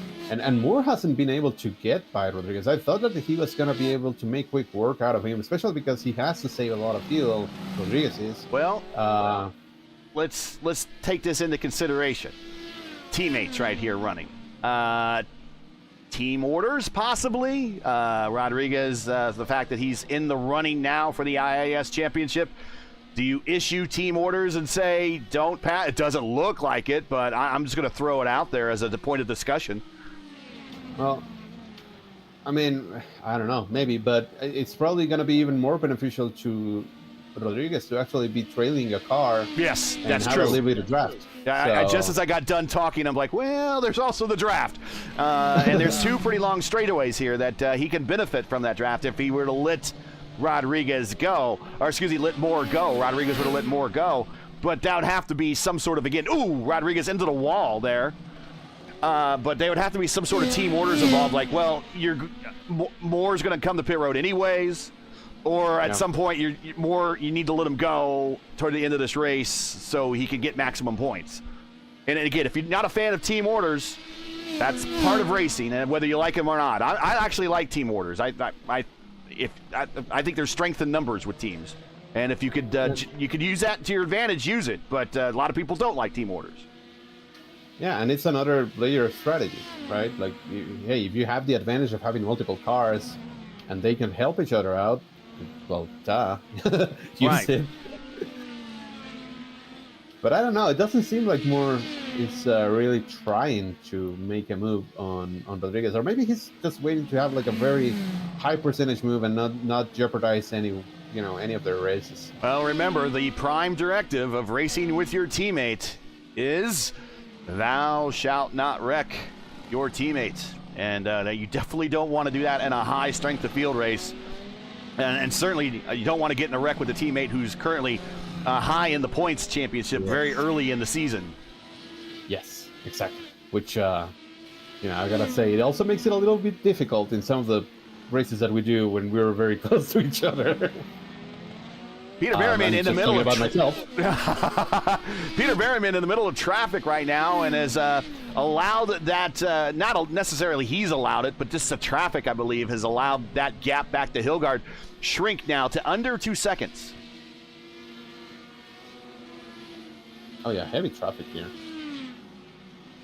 And he's getting ready to lap some fast runners there. He is lapped up to P10. That is Logan Edwards right in front of him, who is the last car on the lead lap. And just to give you some idea, 4 cars finished on the lead lap in the top split race on Wednesday. Only 9 cars on the lead lap on Friday. So there is a bit of lead lap attrition going on in these races. With the way that the front runners are running their paces at this track. It's a pretty hefty pace up front. They're very, very fast. But then, like you said, now Berryman has caught up with some very, very fast drivers that are probably not going to, just yield, especially because they are still in a battle. Like Edwards is looking to catch and pass Lucas Lotato. The difference between them has shrunk to under 9/10 of a second, as Moore is finally able to make it by Rodriguez. So yeah, they're not just gonna move. They don't need to move. That's gonna benefit Fieldguard. As we see some of the final pit stop for some guys, Fiore, Williams are good to go to the end. Bruder as well, Alex Van de Zandt also. All these guys have done their final pit stop, as well as Rodriguez, since we have mentioned previously. And Nathan Moore looks like it's still this battle between Moore and Rodriguez. And now Rodriguez behind Moore. Yeah, they finally swap positions, and Berryman is trying to make a move on Logan Edwards there. Hilgard was able to make it by Naughty Amel, and there were no longer any cars between them both. Now there is another one again. I do feel for Logan, 23 laps from the end and going a lap down. It's just like, all day long, staying on the lead lap, doing everything. And you can see the end in sight now. You can see the light at the end of the tunnel for the former winner on the Elite Racing League at Portland a season ago. And he is now down a lap. But still in the top 10. Still going to get some good points out of the day if he can bring that I-5G entry home. Oh, that's going to be a ton of points. Like, it's going to pay way more than a win in a lower, in the lower split, lower top split. And you only have a couple opportunities during IIS race weekends. You only have 4 opportunities to race. Wednesday, Friday, and 2 on Saturday, and that's it. It's not like every hour of the Indy Oval Series, as we see a car peeling on the pit road there. It's not like every hour in the Indy Oval Series, every hour in the Indy Open Series. You only have 4 opportunities all week long when the IIS runs. And if you miss your opportunity, your preferred time slot, you're going to have to either make it up or that's your drop week. Yep. And there goes Hilgard around. Time Edwards. Oh, whoa, Hilgard's bringing it around. And he's stalled right in a very bad portion of the racetrack, and his rear wing is down. Oh, man. And nothing Edwards did wrong, of course. I mean, just a little bit of... He got loose. Hilbert did. And this has championship implications written all over it. Yeah, it sure does. And now Hilbert has to try and nurse back this car. No downforce on the back end of that car. And then here comes Lodato, who could clearly see there's trouble ahead of him, but he's trying to avoid it. Christian stays to the inside, allows Lodato on by. So Christian's going to have to come to pit road and try to get that replaced.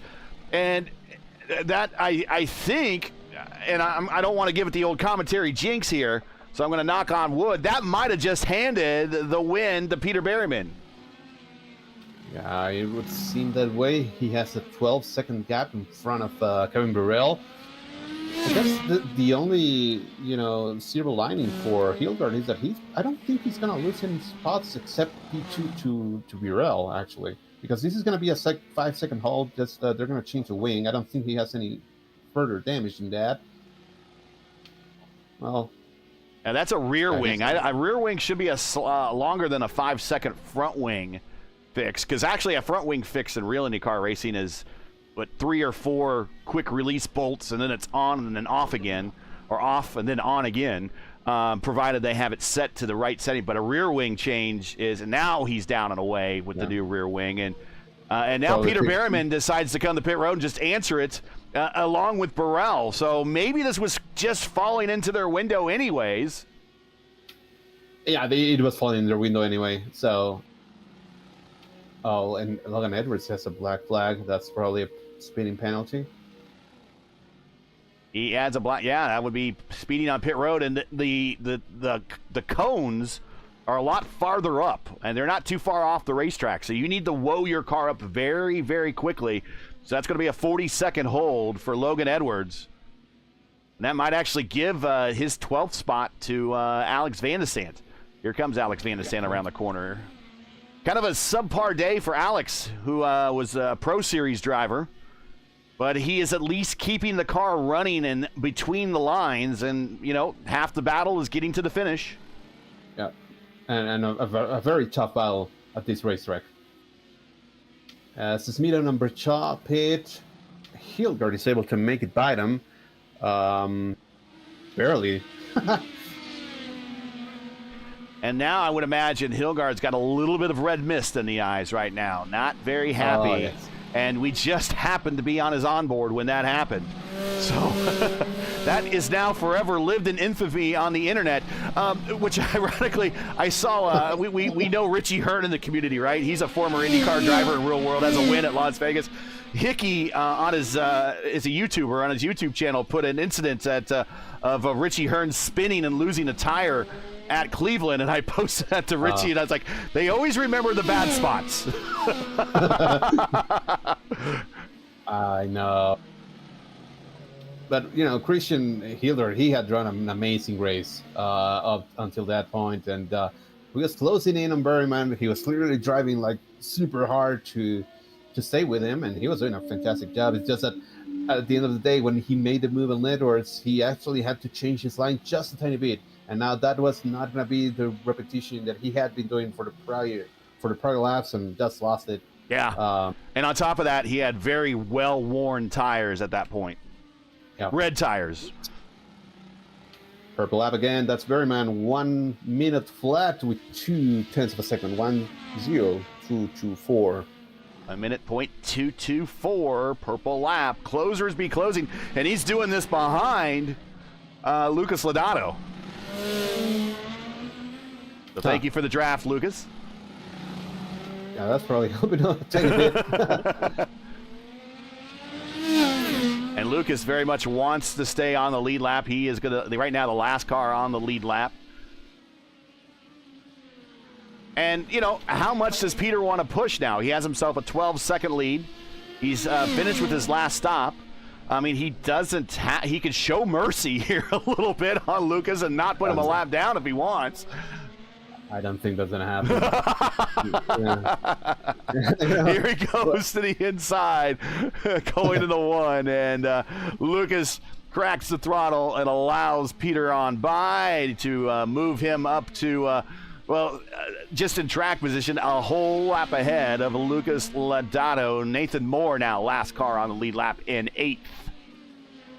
Yeah, but it also happens that if you start changing your braking points and start driving a little bit more quote-unquote relaxed, I have done it. I end up messing up.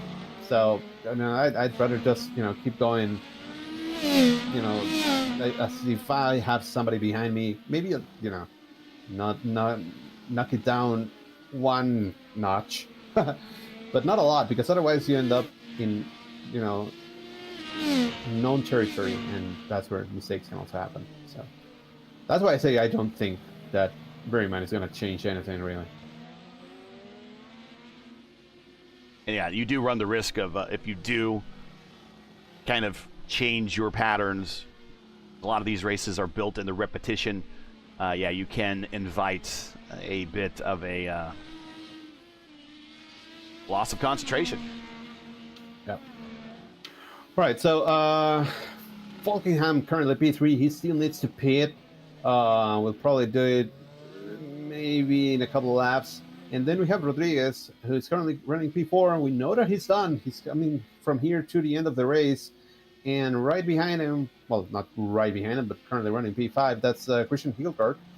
He's 4.5 seconds behind. I don't know. Falkingham might not stop. He stopped. He's 22 laps into his current stint.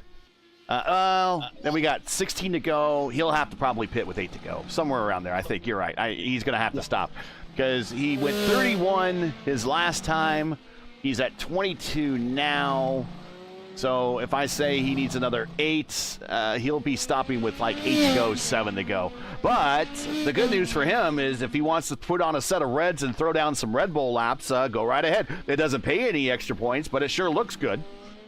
It looks cool, and it makes you feel good. Right. But man, I mean, going back to what you were saying earlier, what a race by Falkingham. I mean, currently running P3. Yeah, he's gonna drop a little bit more. Here he comes. Yeah, here he comes. Here he comes. Yeah. But he's not gonna drop a lot. He's gonna drop maybe 2-3 positions, maybe just behind Sweden.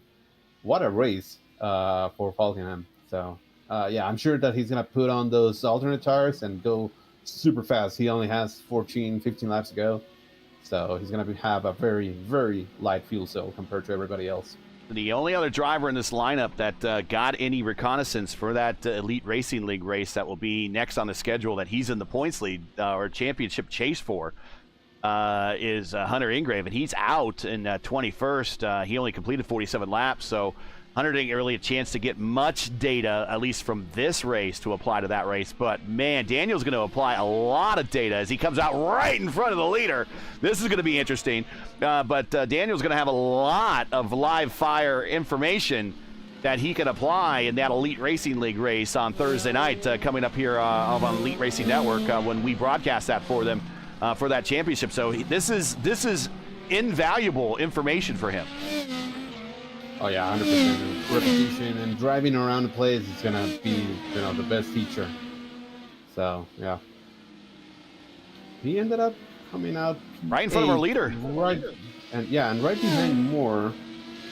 I'm sure that he's gonna be faster. Let's see how that ends up. And on the other hand, Rodriguez and that gap between Rodriguez and Hildgaard, well, it's now down to 2.7 seconds. So. Around the second lap faster for Hildgaard. I think he's going to get it. Smeaton is probably also going to get Rodriguez and maybe Alan Britshaw.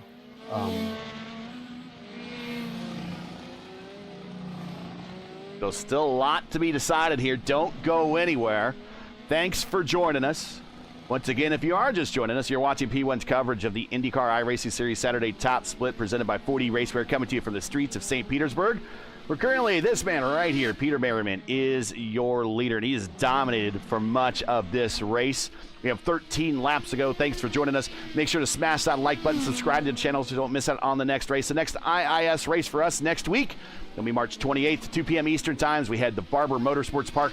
That is tentatively scheduled for next week at next Saturday at 2 p.m. We might move it because of the iRacing Sebring weekend, but right now it's scheduled, and we got a battle for position. Daniel Falkingham inside of Nathan Moore, and Nathan just kind of let him go.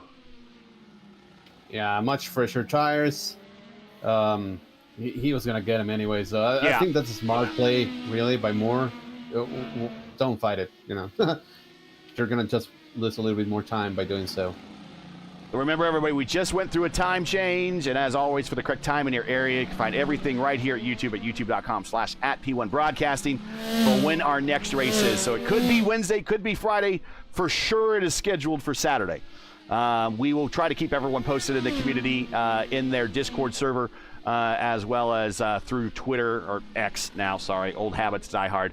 And we'll do our best to try to give reminders out. But right now, it's still scheduled for 2 p.m. Eastern on Saturday. Peter Berryman. Also, brand new scan for Barber. Yes, that's right. A brand new scan that just came out, right, for everybody that owns the track. And, very nice of Nathan Moore to pull out of the way for the leader. Yeah, Nathan is a class act. And he's very, very fast. I think those are two gentlemen coming from the same corner of the world, so they're maybe giving each other a little bit of a that is true. Geographic vibe, positive vibe going on there. I'll let you have it. Now, if you want to lift and I'm hanging with you and you're coming to the checkered flag and you want to lift so I can get my lap back, I've seen that happen before in iRacing competition. Yep.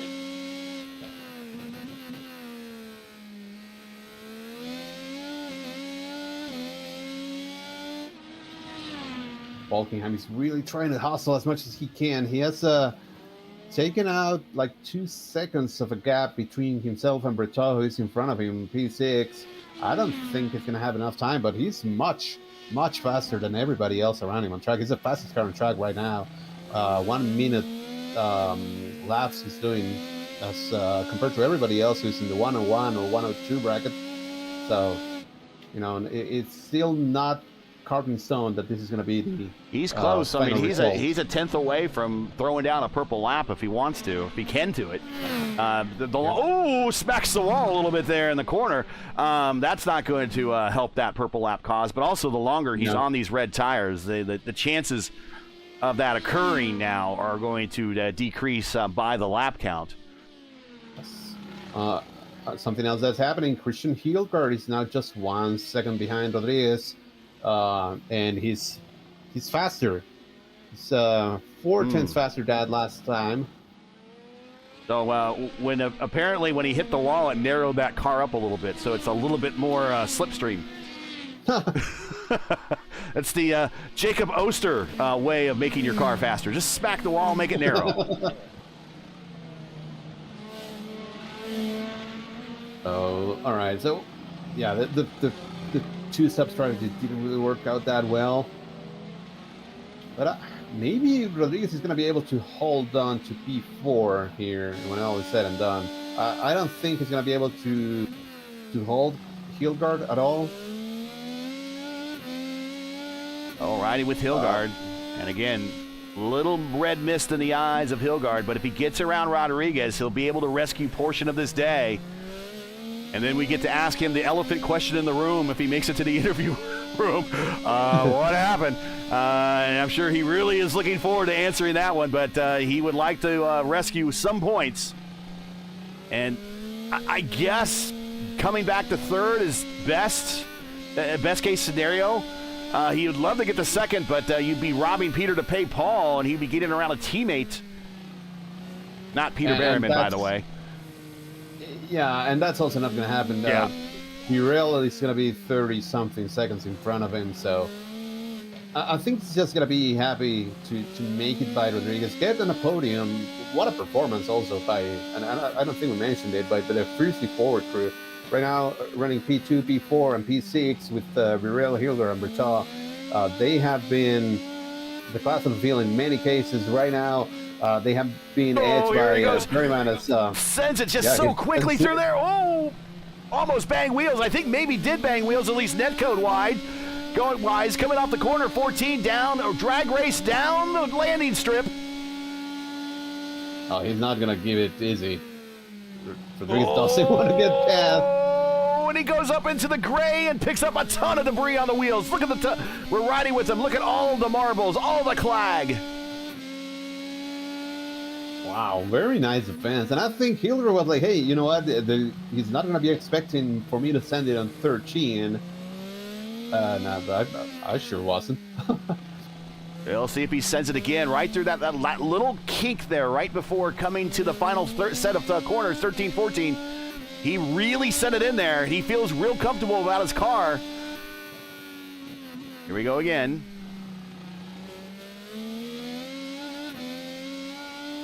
Come through the kink. He has a big run through here. And again, gains in the same place. And it sounds to me, Hilgard kind of backs off a little bit before getting into those set of corners and allows the car to glide through there and gets on the power very quickly. Yeah. And that has also allowed JT Smeaton to get close.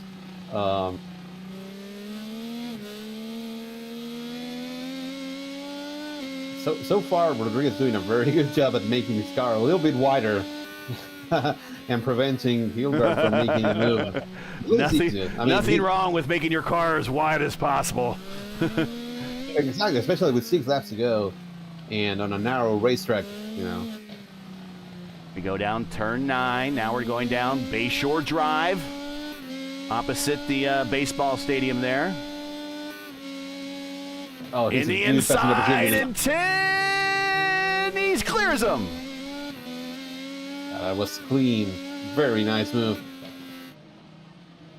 And nothing you can do to defend, really, especially if you're, you know, on the primary chart as supposed to be on the preferred chart, which is the alternate.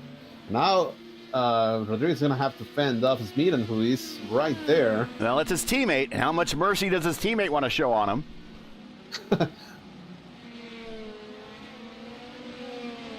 I mean, if you don't wreck him, well, I think it's fair game. Like, just I would try and send it. The future all road racing drivers alert. At the end of the race, Tony's sending it on you. Oh yeah, they know it. They know it. Like, again, the thing is, we just don't need to take each other out. That's all. Smeaton. This is a battle for third. It's Hilgard, Rodriguez, Smeaton, and a battle between 2 teammates, Smeaton and Rodriguez. And 2 of these drivers, Hilgard and Rodriguez, currently in the running for the points championship very early on after 3 rounds this season. Rodriguez gets squirrely under acceleration coming off the corner, and that might open the door for Smeaton to get closer. He's going to take a peek to the inside, going into 1. Nice, clean move. Clear.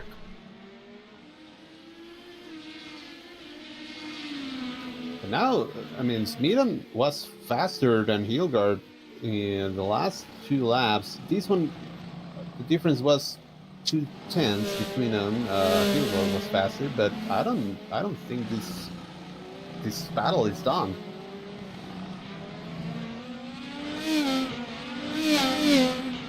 Smeaton is a second-ranked driver in this top split. That means he has the second highest I rating. It's why he has the number 2 on his car. Kevin Burrell is in second. He has a 4. Hilgard's 5. He's a 5th rank. So all these drivers kind of in the territory they're supposed to be in. Rodriguez has a 7th rank. He started on the pole, currently is 5th. But Peter Berryman, currently the number 1 driver, the number 1 car in the number 1 position. He is about to now be 3 laps away from coming home and to landing here at the airport as winner of the inaugural running of the top split broadcast here at St. Pete in the IIS. What a race! What a great racetrack! And I keep looking at it, and it's like it's so pretty. And the attention of detail that iRacing went into building this is it's incredible. I love this place. Love how it turned out. On one hand, thank you, iRacing. On the other hand, about darn time that we got this race. Yeah, We have it now. if you can, I understand. The rumor is that Toronto is out there as scanned. We're not going to race at Toronto anymore, but that'd be nice if it's scanned and anything partial, like one of those development tracks, like that New Jersey track. You can make it available to it. That would be awesome. We know that Long Beach was like that for years. Long Beach for a long time was like that. It was like Thanos out. It was like kind of fuzzy. Kind of like Thanos in his snap, and it was like all kind of dissolving. Yeah. So, yeah, for a long time, that was adequate for us. We raced on it. We didn't care. 2 laps to go. Falkingham, remember when I mentioned that he was 7 seconds behind Bertol? Well, that has shrunk to just under 3 seconds. I don't think he's going to have enough time to make it by Bertol, but what a recovery from Falkingham. But yeah, back to what a performance by Berryman, man. He has dominated this day. He's led everything other than the times that he's come to pit road. He's not going to be able to get the Grand Slam. He has the purple lap. He did not start from the pole, but he will get 2 jewels of the Grand Slam. He'll get the important one, the win, and the purple lap. And it's just going to be 7 cars on the lead lap. And white flag is out for Peter Berryman, looking for another top split victory here on P1. Cruising right now with a 15-second lead over Kevin Burrell. Hilgard recovers from 3rd, and unfortunately that spin only cost him, in the grand scheme of things, only 1 position. But I'm sure he'll be kicking himself for it. Final set of corners on this end of the racetrack for Berryman, looking just to bring it home for a nice and easy win in the red car.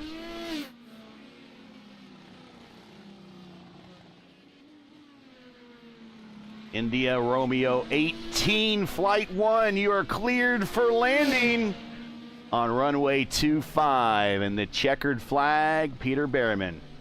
Another win in dominant fashion here on the Saturday Top Split broadcast. Checker flag. Man, what a performance by Berryman. I mean, not surprising, of course, but it's always great to see him in person and do these crazy consistent performances.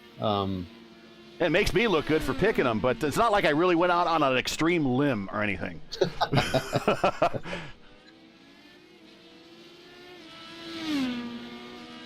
If he really wanted a challenge, I mean, I guess he could have started 25th. Oh, like the last and first challenge, that would be. Burrell crosses the line. That's P2 for him.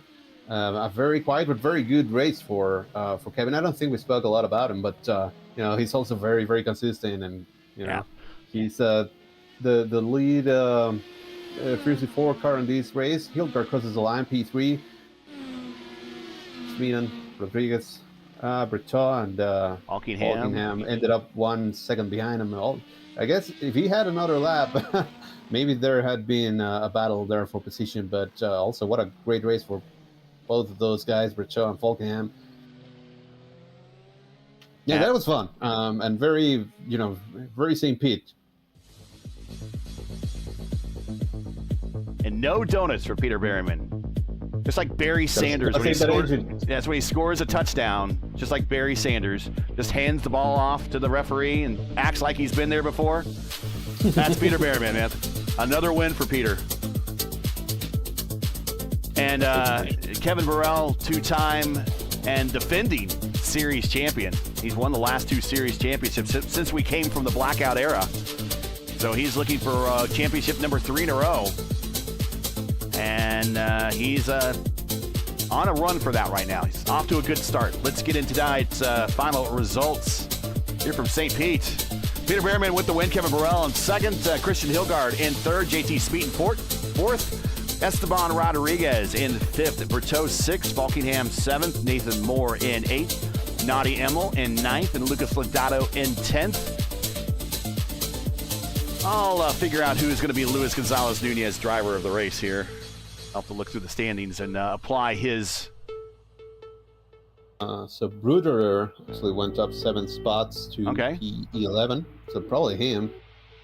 Bruder to Freitas and 11th. Muscle are also +8, but ended up 16th. Well, I'll tell you what. You're here. Let's El Patron's driver of the race. Who's the boss's boss here?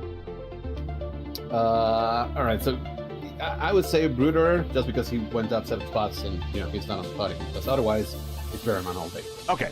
Well, I mean, normally it's the best racer that did not finish on the podium that normally gets a shout out. I would say Bruder probably, with everything that he was able to gain and everything, started 18th, I believe, and finished 11th, up 7 spots, and a very tough race. Yeah, driver of the race, not a bad honor for him. Logan Edwards in 12th, Van de Sant, Williams, Hagland, Freitas, Mosteller, Green, Fiore, and Hand. Again, if I'm butchering your name at all, just let me know in our P1 Discord, and I will be happy to make sure I say it right in the future, because as someone whose name has been butchered quite frequently, I feel your pain.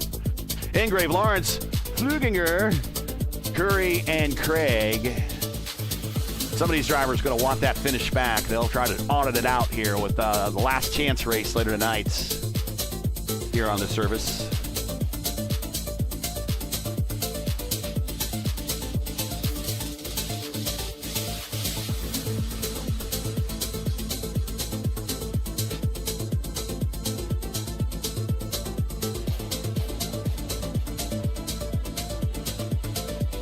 And we want to get in replays here, and then we'll get into the booth.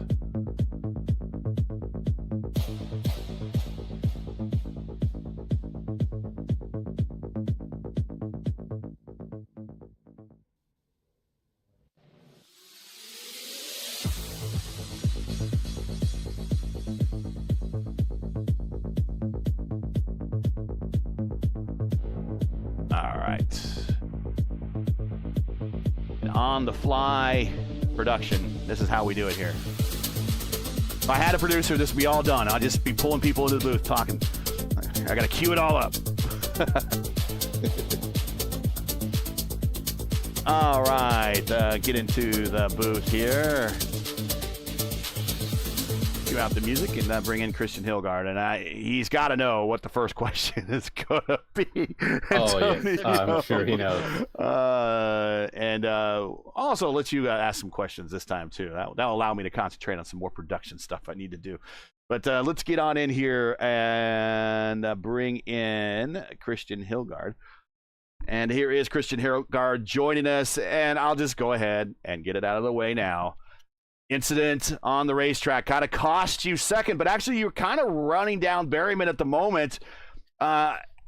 Was it because that you're nearing a pit stop and you're trying to kind of hustling it to get it the best in lap possible or something? Or definitely on worn tires at that point, but it cost you second. Unfortunately, unfortunate for you, it only cost you really one position. You came home in third. You had to kind of race late in the race just to get up to third, but it cost you a little bit there in a tight points battle that's kind of brewing at the top here for points in a high strength of field race. Talk about what happened there. I think it was just the tires were really bad. Passing Logan, I got offline a little bit, and then hitting that curb, I had no rubber left on the rears, right? So the split second, one of the tires disconnected from the road, more or less. There's no saving it, and Logan directly behind me, obviously had nowhere to go, right, hit me. So it could have been a lot worse, but yes. I think at the end of the day, the fact that I got third anyway just goes to show how good a car we had out there. It was really fun to run down Berryman. Definitely also shows to me that, first of all, we killed it on the setup, but also I have some work to do on these longer races to stay focused, because I think we had the faster car today, and I couldn't make it work or make it count. Yeah, but we also saw that you had like a couple of great saves after that happened, and you were missing a rear wing, and then you also made it back to P3. So yeah, overall, I would say that the Fierce 4 crew put on a great car, and I want to ask you, what are your overall thoughts about St. Pete? It's our first visit here on the IAS. I'm sure that you have done a ton of testing, but what's your overall sentiment about the racetrack? I really like it. For me, this is the best street track not named Belle Isle, more or less. Like I Oh, really like wow. street tracks. Belle Isle is one of my favorites. I think St. Pete is it clears Long Beach by a long, long way for me. It's a really fun track to drive. You really get into a rhythm. It's very, very physical, and especially in a full length race like this one. And I think it's an interesting setup compromise. Usually street courses are all primary tires, or rather all alternate tires, and here the prime is actually a bit better because it's super hot on the rear tires, which bit me today. But it makes it a really fun challenge in a lot of ways. I enjoy it a lot. Interesting, because I also figured that the alternate was maybe a tiny bit better, but could that also be setup dependent? I don't think so. I think our setup was very kind on the tires, if I'm being honest. We did a lot to try and make the tires last, and I think over a stint, the difference between the two tires, like if you ran a full tank, in our testing was about 7/10 in favor of the primary. So not a big margin at all, but the primary was much easier to drive over the course of a full stint and faster, right? So it was tight, but primaries were better from our testing. Gotcha. Well, still a great recovery for you, Christian. Happy to have you here in the podium. And at the end of the day, 3-4 ended up, what was it, second, third, and P6 with Alan. So, a great weekend for you guys. So, you know the gist. Anybody you want to say hi to before we let you go? Yeah, big shout out to the whole team who did such a great job on the car this week. Big shout out to Kevin, of course, for the second place. I think he's really upped his game this week. He started off maybe a little off the pace on Monday, and then today he was right there with me for the entire first stint, and I couldn't shake him at all. So yeah, Kevin's really done a great job. Also shout out to Mitch and Nick, who's also done a lot of work in testing, and hopefully we'll see them in the in slot 4. And lastly, shout out to our sponsors, to P1 Docs, to so let's see if I can pronounce this correctly, but Cosmology, new sponsor, Kevin's company. And lastly, also shout out to Alicia Designs for this new Fiercely Forward Generation 3 livery, which I like a lot. Yeah, it's pretty slick. And to you guys as well for putting on the broadcast. Oh, you don't have to give us any love. We love doing it anyways, but we appreciate it. I mean, it wouldn't be the same without you guys. So let's just put it that way. Well, we appreciate it, Christian. Congratulations. It was a bit of a recovery drive there. Could have been a better day, but all things considered, you came out, recovered it pretty well. We'll see you in a week when we head off to Barber for the Augusta National of Racing World. And until then, enjoy the P2, and we'll catch you at the next race. Thank you, Gary. That is Christian Hilgard. And we will now go to the General, Kevin Burrell. And here is the General, Kevin Burrell. Kind of gifted a P2 a little bit today, Kevin. Yeah. But in an effort to, now, you are two-time and defending series champion. And in an effort to get that 3 in a row, the three-peat, you need a little luck like this to happen, and you were bestowed that luck. Didn't quite have anything for Berryman, but a good race for you coming home P2. Yeah, actually, we've seen how slow I've been behind Berryman sometimes in the past, and the fact that 16.9 feels like a lot until you remember it's a 100-lap race. So we're looking at like 0.17, 0.18 off a lap, and 0.18 a lap off of like 10K, basically what I'd consider, maybe one of the top 5 drivers in iRacing. Oh yeah. I'll gladly take that. That's a relief in some ways. I'm not going to complain. On the other hand, Christian showed really what was possible. He was closing in on Berryman, and seeing that, it made me think like I can't even make any excuses about the set or anything. I mean, it felt really good, and Christian showed that it was there. Berryman just didn't make any mistakes. He was very, very fast, and I think we still, we knew we were quick, but at the same time it was like the heart rate was still up. It was hard to keep it consistent. Go ahead, Antonio.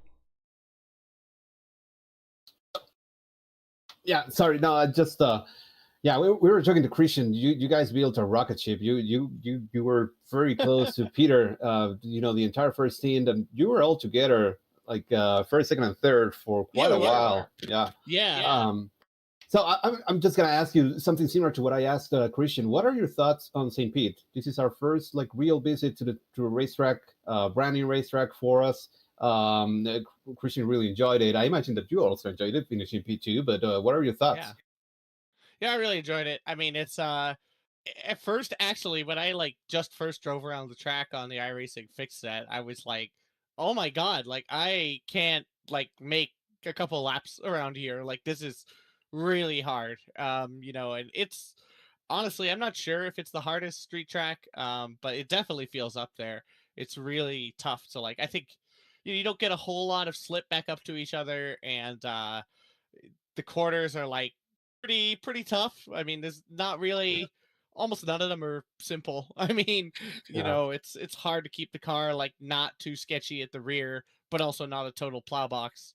And that was just very tough. I think also it felt here like there was a lot to be said for keeping your tires because I mean you're still gonna have to run the alts, 20 plus laps, and that's not great. I mean, the pace is still there, but it does not feel good at the end of 20 laps. It's like it's fine until you overheat the rears by like 1 Fahrenheit, and then it's like, okay, now I'm just going to be like the final corner. Like sometimes I would like straight line it into the entry and then just start turning. And I just start feeling like a slow motion slide, and I'm like, I'm not on the throttle, man. I'm barely turning the steering wheel. Like, what are we doing here? So it's really good. I like it. I think obviously it's not that easy to pass, but a multi-stop race kind of helps with that. And I think the fact that you can really differentiate yourself with like not just like raw pace, but really like good consistency here, because every mistake, you've got to like brake to keep it out of the wall and you lose half a second. So like that's I like that. That's really good. I mean, it's probably fun in slow cars as well. Honestly. So, really like it. With a lot less downforce? I don't know. Yeah, maybe not so fun. Maybe not so fun in trucks or in MX-5. Yeah, we'll see. But it was good. I really liked it. I was surprised. I wasn't sure if it'd be popular, but I think people they came out. And we had an amazing SOF. I love that. I love to see that. Yeah, and I think it has a great flow.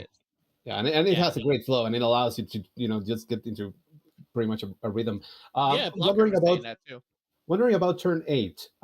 That's a weird one because you're going downhill, and how did that feel after 20 laps on those? Not good. Yeah, I mean, I was on like very conservative brake settings, and I was still like just really try to keep like I think literally I'm at like 20% brake coming into that corner, and it's not because like that's all you need. It's because like if you put any more in, the rear is just coming around. It's very scary. That whole section is just very scary. 8 and 9 were really like and the worst part is if you have any sliding at 8 coming into 9, the rears are hot and it's just you can't even get on the power. Like it's very tough. For sure. Well, awesome, man. Congratulations on the podium and the P2. You had a great race. The entire Freezy 4 crew did. Ended up P2, P3, and P6. So do you want to give out any shout-outs before we let you go? Yeah, of course. The team, we put a lot of time in this week, actually. I feel like we had a big, some group practices and stuff. We kind of tried a bunch of different stuff. And really, I think we found... It helps that we kind of got into a good spot early, but we really put a lot of time in, and everyone, I mean, it was a full team effort, even people who weren't driving today. So it was really good. Fiercely Forward, of course, our sponsors, P1 Docs. Of course, everyone watching my stream and everyone who's coming out to race. And of course, you guys for the great broadcast as always. I mean, this series, I think really deserves to have the spotlight shown on it. And you guys do a great job. So thanks. Thank you so much for Thank you. I mean, flattery will get you everywhere with me. It just won't get you to P1 in this race, unfortunately. Yeah, no, it will not. But if I could, I could be bought that way. I don't know. No, I'm just kidding. I'm just kidding. But congratulations, Kevin. We'll catch you at the next one next week at Barber. We'll see how these points shake out. But I would imagine you're in the midst of it right now. But we'll see you in a week when we get to the Augusta National of Motorsports. Yes, I won't be able. I don't know if I'll be able to run open this week, but I will be running IAS. So I'm looking forward to it. I love that track every time, and I tried the new scan It's nice. It feels good. So yeah, see you around. Have a good one. That is the General Kevin Burrell. And now we bring in Peter Berryman. We'll bring him in right now. And here is Peter Berryman joining us, the number one driver in the number one car. Brings it home in the number one spot. And again, Peter, I picked you before coming into the race. I even think I said it on the air. I picked you. I didn't feel like I was necessarily going out on a big limb by picking you because I picked you before and you've always come through for me. And you did so today. So thank you very much for making me look smart. But other than that, there was no challenge for you really up front. Once you got by Rodriguez there early in the race, you kind of drove away. And it's just minimizing mistakes, getting to those round of pit stops, completing them without any penalties. And getting out in front of everyone, and that's exactly what you did. Yeah, I mean, yeah, you've pretty much summed it up. I think the word I would use really for that race was just not making mistakes. Really, that was the name of the game. To be honest, I don't actually feel like I was the fastest car. We looked qualifying; it's pretty obvious as well. But I probably would have put myself second or third fastest car in the race there.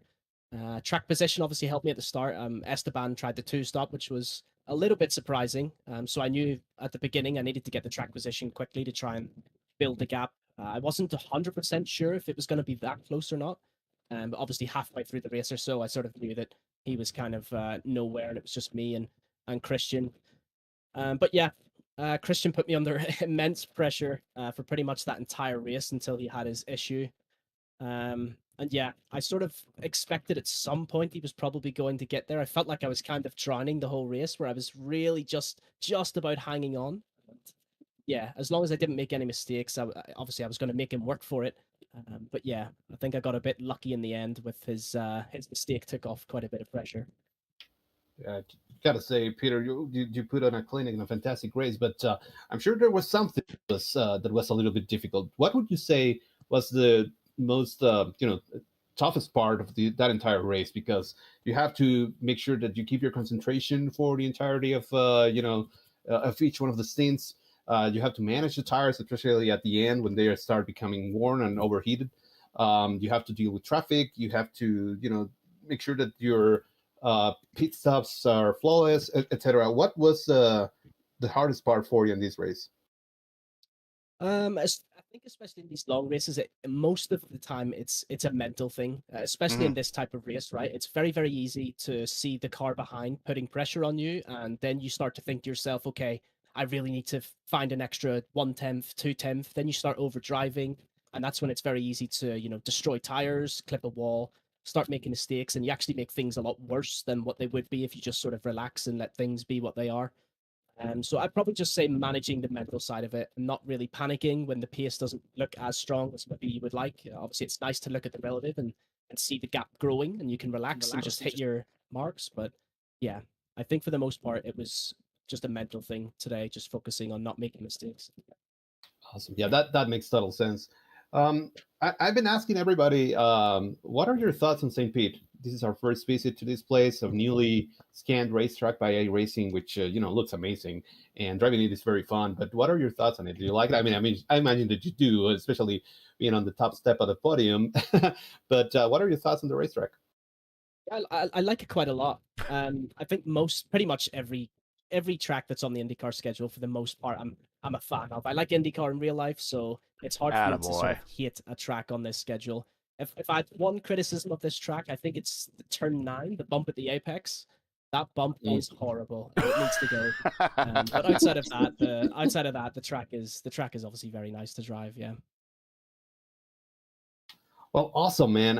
Congratulations on the win. That's a fantastic performance for you. We're very happy to see you and to talk to you. Do you have any shout outs, friends, family, anybody you want to say hi before we let you go? I'll just say thanks to you guys for the broadcast. Obviously, it's nice to have a broadcast where people come together. We get these big SOFs, and the likes of myself who enjoy driving the IndyCar, especially at these time slots. For me, it suits quite well. So yeah, right. Thanks to you guys for running these broadcasts. European friendly time here. Well, Yeah, no thanks very much, problem. guys. It's good to have you here. It's good to see you in the lineup. Like I said, always my pick. Like I said, I didn't feel like I was going too far out on a limb. It's like, back in the day, always picking Michael Andretti or something like that. And you delivered for me, so you just make me look smarter. And I thank you very much for that, Berryman, because it doesn't happen very often for me. So thank you very much. Will we see you at Barber coming up? You won't see me at Barber, but I think you'll see me at Long Beach. All right. So I should be back for then. Well, we'll see you at the next street race when we get to Long Beach here in a couple of weeks. Congrats on the dominant win. Peter Merriman with the win here on the top split. Antonio, in his interview, and it is something that we talked about in the race, and you kind of hit on it also in the race when I brought it up. He talked about how much of this race for him wasn't necessarily speed, because he kind of conceded that he wasn't the fastest guy because he qualified second, and at times he felt he was like maybe the second or third fastest car on the racetrack in race conditions in a race that he truly dominated. But he said the biggest challenge for him was the mental challenge, and we did talk about that, and it just goes to show you how important it is to have your mind and your muscle memory in the same place at the right time all the time for 100 laps, and how hard that is here at these racetracks. Yeah, exactly. And I think we have mentioned it a lot of times, the racetracks and what we're doing here is virtual, and, it's all simulated, but the competition, first of all, is real. And then the fatigue is also real. You have to be consistent enough and have the mental fortitude, like Berryman was alluding to make sure that you last the entire race. These are long races for a reason. You have to be able to demonstrate that you can do it for an extended period of time. That's where strategy also comes in, etc. And if you lose concentration at some point because your mind dwindles into something else and you are not really focusing on what you're doing, well, you're going to meet the wall, and that's going to be race on. And we saw that happen a couple of times for some drivers. And then you also have to be adjusting every single time. It's very dynamic. It's not like you're just repeating the same thing over and over again, because you need to account for the fuel load, for the tire wear, for where you're at in your tire map, for where you're at in the track position currently related to everybody else. Do you need to push maybe a little bit more? Do you need to maybe save? So there are always things happening that you need to be wary of. And on top of that, you need to be very, very close to the wall in order to be fast. If you're not close to the wall, you're losing time. That's it. So these guys that are doing 1 minute lap time, 101 second lap time, that's because they're driving on the limit, but not overpassing that limit, because if you do, you're going to end up in the wall. So yeah, that's something that we just touched upon, but it's something that's very real. And, these guys are amazing at making it look easy.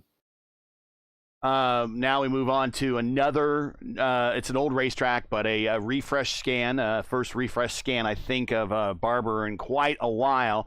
It might as well become a new racetrack for a lot of these drivers. The way that it will visually be different, the braking areas might look a little bit different than what they're used to.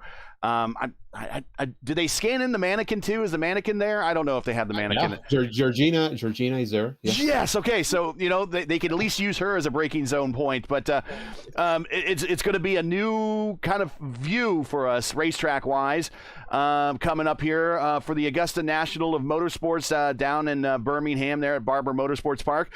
A preview real quick of what you kind of thinking about what we got to expect for next week.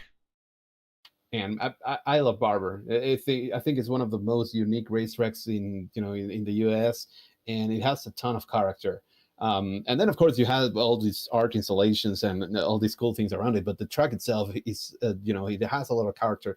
Has some very, very tricky corners. One of them is off camber. A couple of them are completely blind racetracks, corners that you have to go over a crest.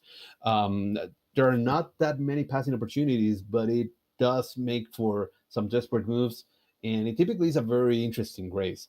Now, since this is a new scan, that also means that there are probably bumps and things that were not in the previous version, because the previous version was scanned like, I think, 12, 14 years ago or something like that. So this is brand new. There are going to be changes. I'm sure the baseline of the setups that most of the teams have will they will be able to use it as a baseline, but there are going to be changes, there are going to be differences that they are going to need to go through. So in essence, really, it's like a brand new racetrack, although we have been there for many times, but it's going to be, throwing a wrench into many of these guys. So I really look forward to it.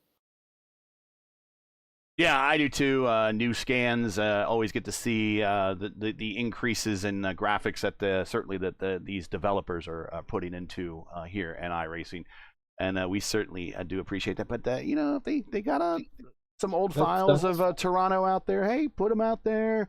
I'd love to see a scan of maybe Pikes Peak, even though we're talking oval now. It's not even on the series anymore, but I think that's still out there. There's still a couple of racetracks that are out there I'd still love to see that IndyCar has been to in the past, and maybe we won't see them part of the IIS, of course, not with Pikes Peak, but certainly we could see it in the... Nazareth.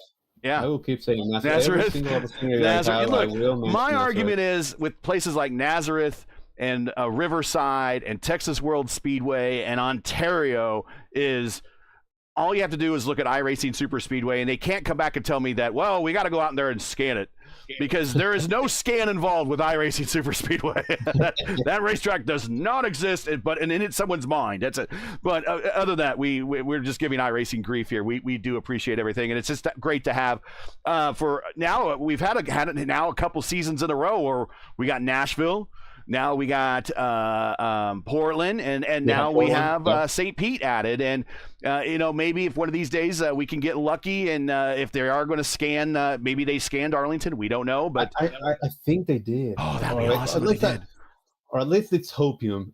Hopium, and I am a big consumer of that, let me tell you. But if they get out and scan Markham, and then I could care less if we see the New Detroit. As far as I'm concerned, we could always keep Belle Isle there, and New Detroit can just blah. But I'd love to see these new tracks and add to the IndyCar IIS schedule. I think the biggest thing that helped NASCAR, or well, I just said it right there, that the biggest thing that helped iRacing scan this place and get up on scanning this place is because of NASCAR, and NASCAR came here with the trucks. I don't think if the trucks ever came here, we would see this place getting added as quickly. But again, thank you very much. It's good to have this here, and then we get to move to Barber, another new scan place, and then after that we get a little bit of a week off, or a couple of weeks off, and then we go to Long Beach, which is a love-hate relationship with a lot of these drivers. And then finally we get into the quote-unquote month of May with the Indy GP and the Indy 500K. We're not doing 500 miles here in the IS. We'll do 500K. So yeah, I'm very much looking forward to it, but I want to thank all the drivers in the community who came out for today for this huge strength of field. A 5.4, you don't see that very often, and we're starting to see more and more 5K strength of field races here in the community. I hear it's a regular thing at other series, and it's now starting to become a regular thing here with the IndyCar community, and that is a good thing, just showing the level of our drivers and all of our racecraft stepping up. So I want to thank all the drivers for their time. Let's get on out of here, give everyone back the remainder of their Saturdays. Remember, no IndyCar race this Sunday, but hey, if you want to help out IndyCar, do something viral, go to the IndyCar channel and watch a past race, help their YouTube channel or something. Just do it and like it. Go out there and help the algorithm or something like that. Just if there's no IndyCar race to watch this week to support, so go to the channel and go to the NTT IndyCar Series channel and watch one of the past races from their overall history, and just take it in and help the algorithm. That's all we can help for and wish for viralry this week with no race being on the boob tube on Fox. Let's get on out of here and give everyone back their Saturdays here. Let me cue my stuff up. There we go. So that's it for today. Once again, your podium here from the streets of St. Petersburg. Peter Berriman with a dominant win gets the dub.